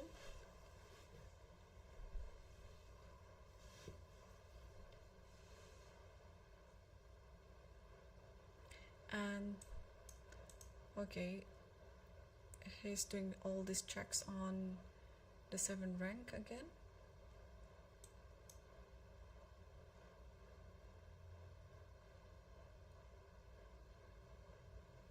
And I think he has to do it one more time, like check here, and then do something.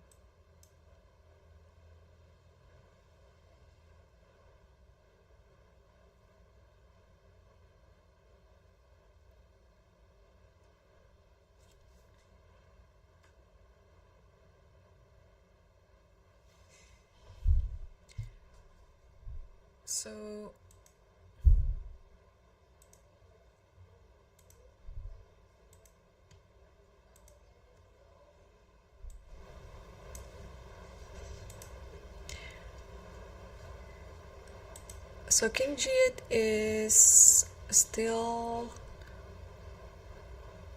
oh no, rook g7. Rook g7 is the last, and then king h8. Yeah, I'm not gonna be surprised if Tabatabai just repeat the moves and settle for the draw, because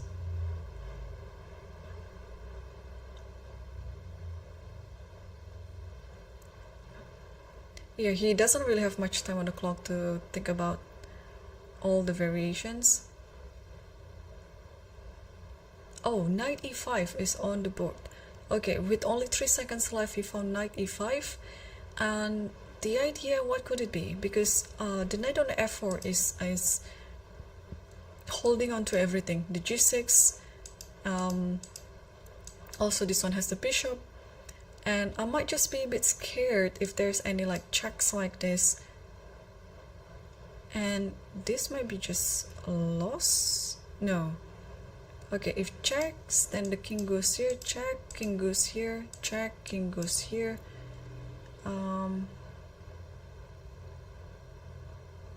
It should be fine, yeah? Wow, but he has to figure things out really quickly because this is kind of a very complicated position now for both sides. But okay, black has more time on the clock, so black can just think very carefully what to do in this position. Takes on h6. Did he just miss that? Or not? I don't know how to call this anymore. Okay, rook e7, so maybe next move is bishop b5. Maybe it's bishop b5 now.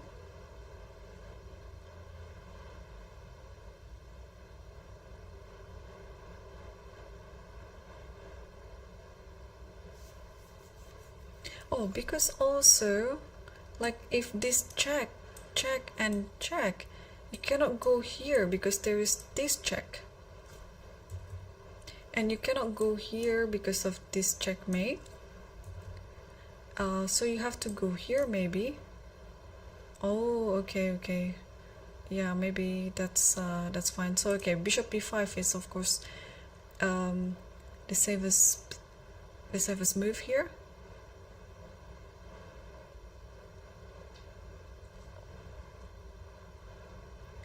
Then where does the king go?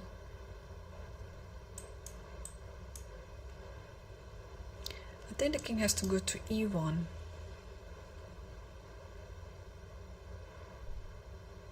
Yes, king e1 is already played.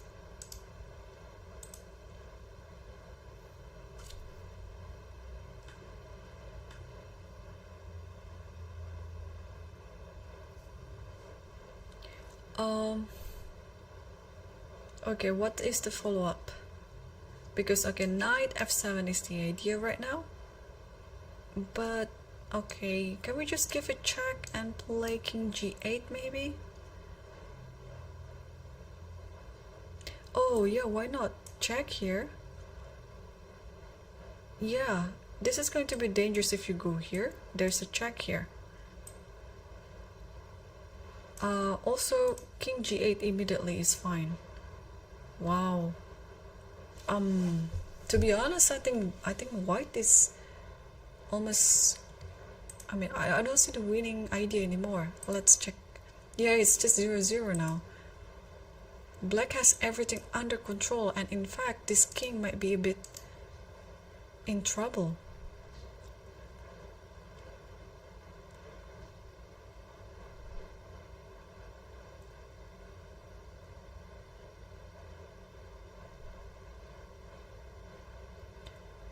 Alright, so black is thinking now.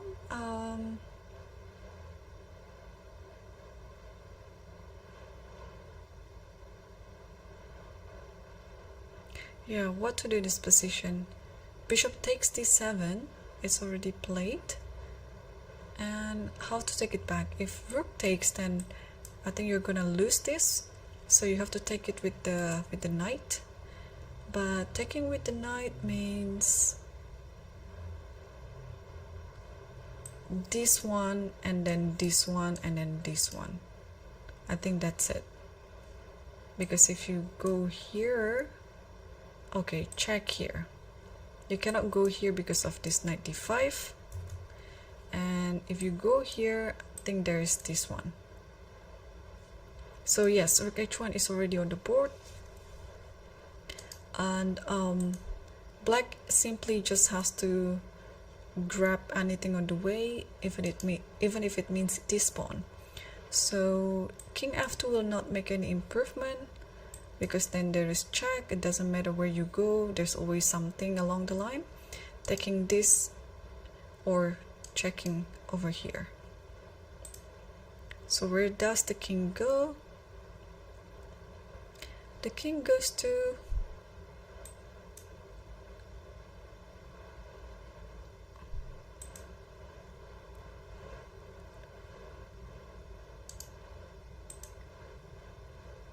Okay, king here, king d2 check, and then king d1, and just grab the pawn. Yes, so it's simple as that. And to be honest, white has to be careful not to lose this.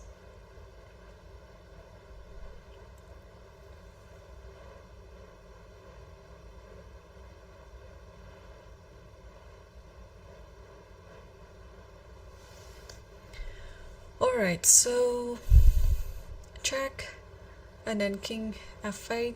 Maybe it's best to play, oh, I thought here, because then you can give a check all the way and then make a draw. But rook a7, and now, yeah, now it's actually better for black, maybe.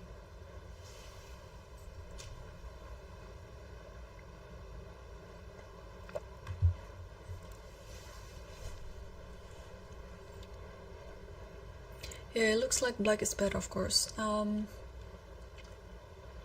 But maybe still is 0-0-0 again anyway. Yeah, it should be still equal.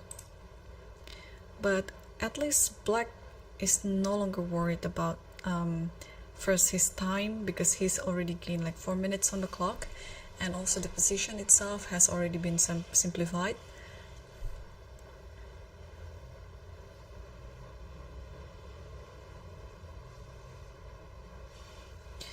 So yeah, Arvin is still thinking. He has enough time on the clock, so I suspect this game will end up with a draw.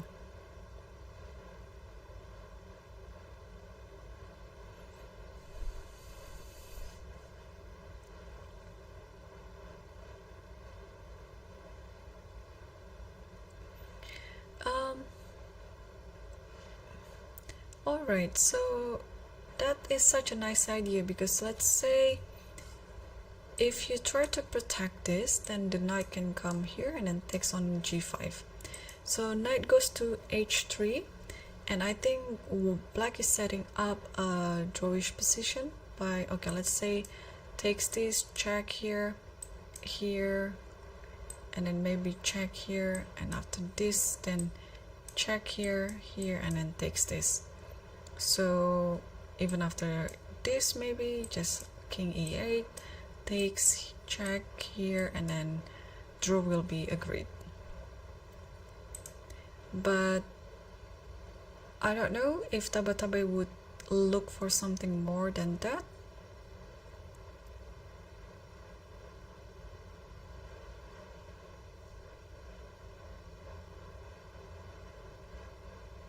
He has 1 minute left on the clock, and yeah, we'll see which line that he's gonna go.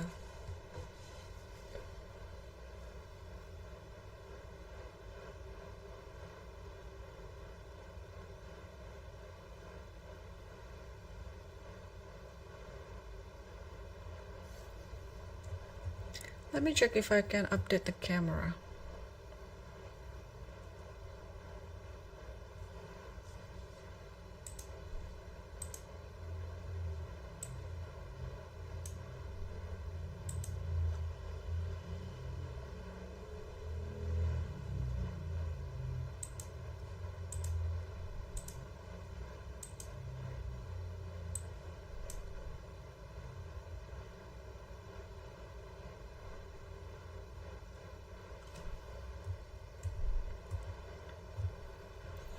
And king e1 is already on the board, yeah, preventing the knight to go to f2. Well, the knight can still go to f2, but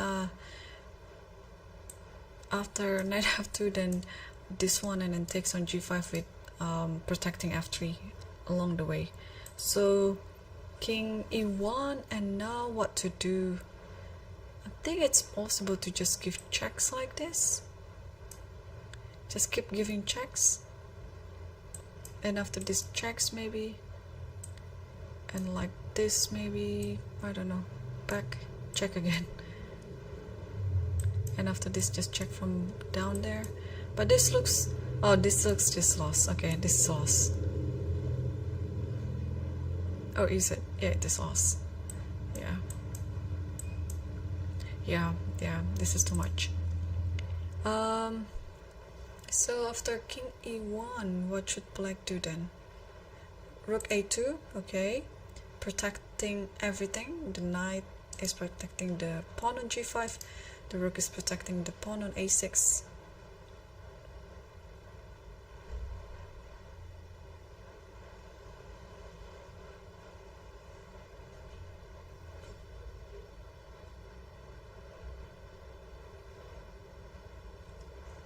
So knight e4 is on the board,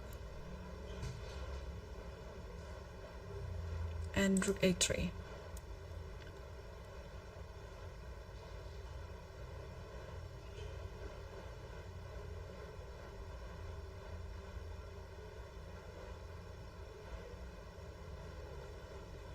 Yeah, things are looking quite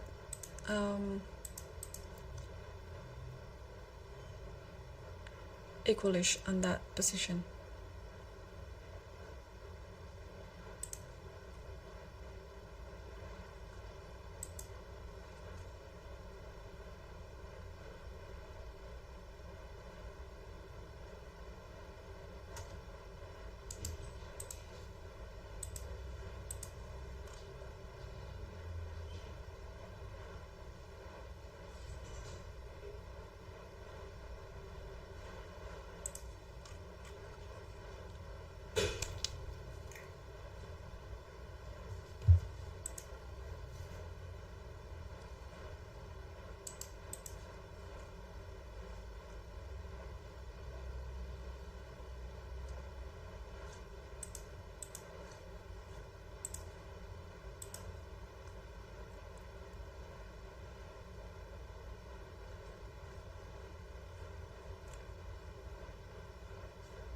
Okay,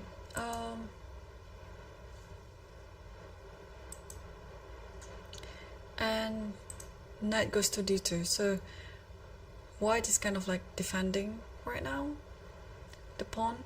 It's gonna take a while. Probably what to do in this position.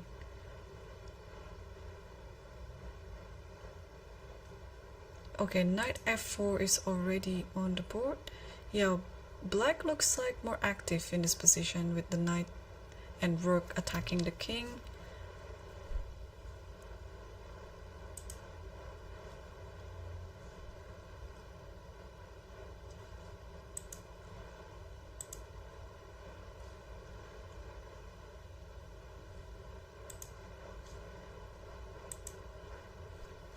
Okay, king f2, rook a2. And if the king moves up like this, then any checks will do. Like maybe checks here, and then checks again. Yeah, the king has to keep protecting. So what happened? Knight d5. Oh, king e2 is there. So yeah, we might see repetition now. If check here again, and then so on. So knight f4 is on the board. King goes to d1. Yeah, white doesn't seem to be wanting for a draw.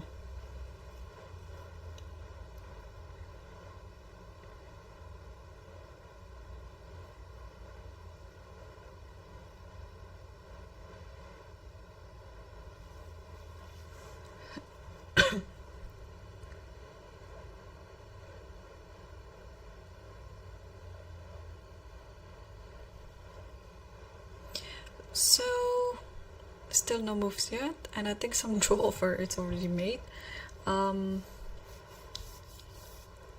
Yeah, I think black can also just play something like knight d3 maybe.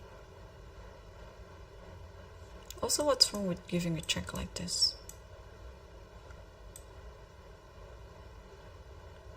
Yeah, if the king goes here, then there's this check. Alright, so yeah, so rook a1 is already played. I think king c2 has to be the move. There's no other way to play. And now just keep checking, like rook a2.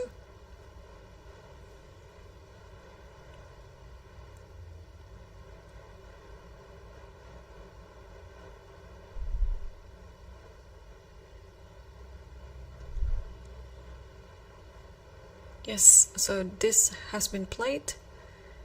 I don't think white is able to escape from all these checks.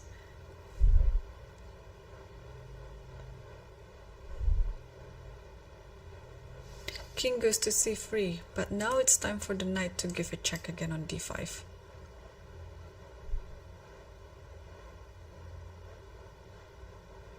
Yeah, knight d5, only move is king d3 and then back to f4 again and something like that. Yes, so the game has gone with, yes, knight d5 check, only move king d3, and I think we'll see knight f4 on the board.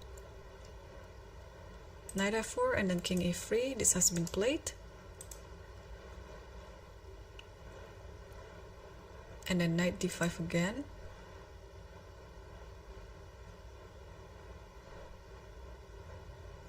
Yeah. King e2, I think we've seen this position before.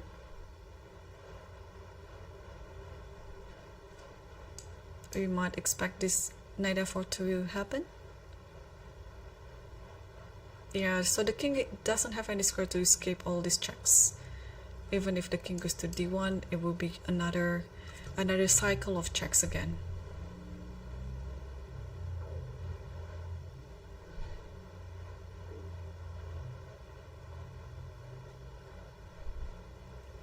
Okay, so it's quite a heartbroken too, because yesterday I think Tabatabai was having a slightly better position against Volodar Murzin as well, and today he's just completely winning, but it looks like he will get away just with a draw.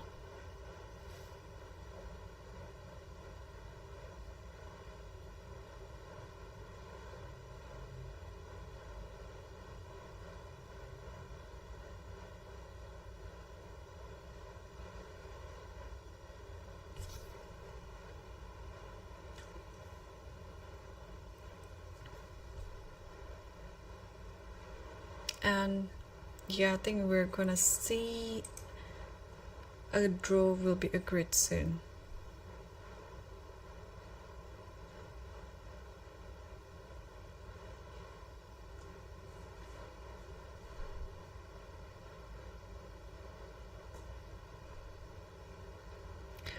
Alright, so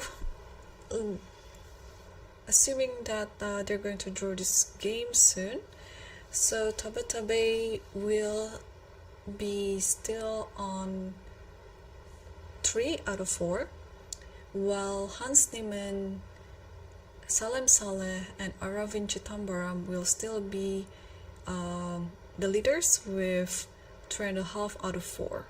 And I guess tomorrow somebody has to play with Aravind. So Salem was white, Aravind was black, so maybe tomorrow the first board would be Aravind versus Salem Saleh, and Hans Niemann will be playing probably against one of the players with 3 points. Yeah, it could be Tabatabai, it could be other players as well. It could be Puranik, Shanklan, or even Erigaisi Arjun. So yeah, tomorrow will be exciting. I think the players look like they're signing the score sheet and they agreed for a draw, and therefore it concludes today's commentary. And yeah, as I mentioned, there will be still 3 leaders for tomorrow, just like how it is today. Salem Saleh, Hans Niemann, and Aravind Chithambaram, they are going to the 5th round tomorrow with 3.5 points. So stay tuned for tomorrow, because we will also commentate the games from the master section, and we don't have the live cams for the challengers, so we'll also be just focusing mainly on the masters for the top 5 boards. And yeah, so stay tuned, and don't forget to watch the Lichess broadcast commentary again tomorrow at the same time, same place. I've been Irene Sukandar. Thanks for watching, and bye for now.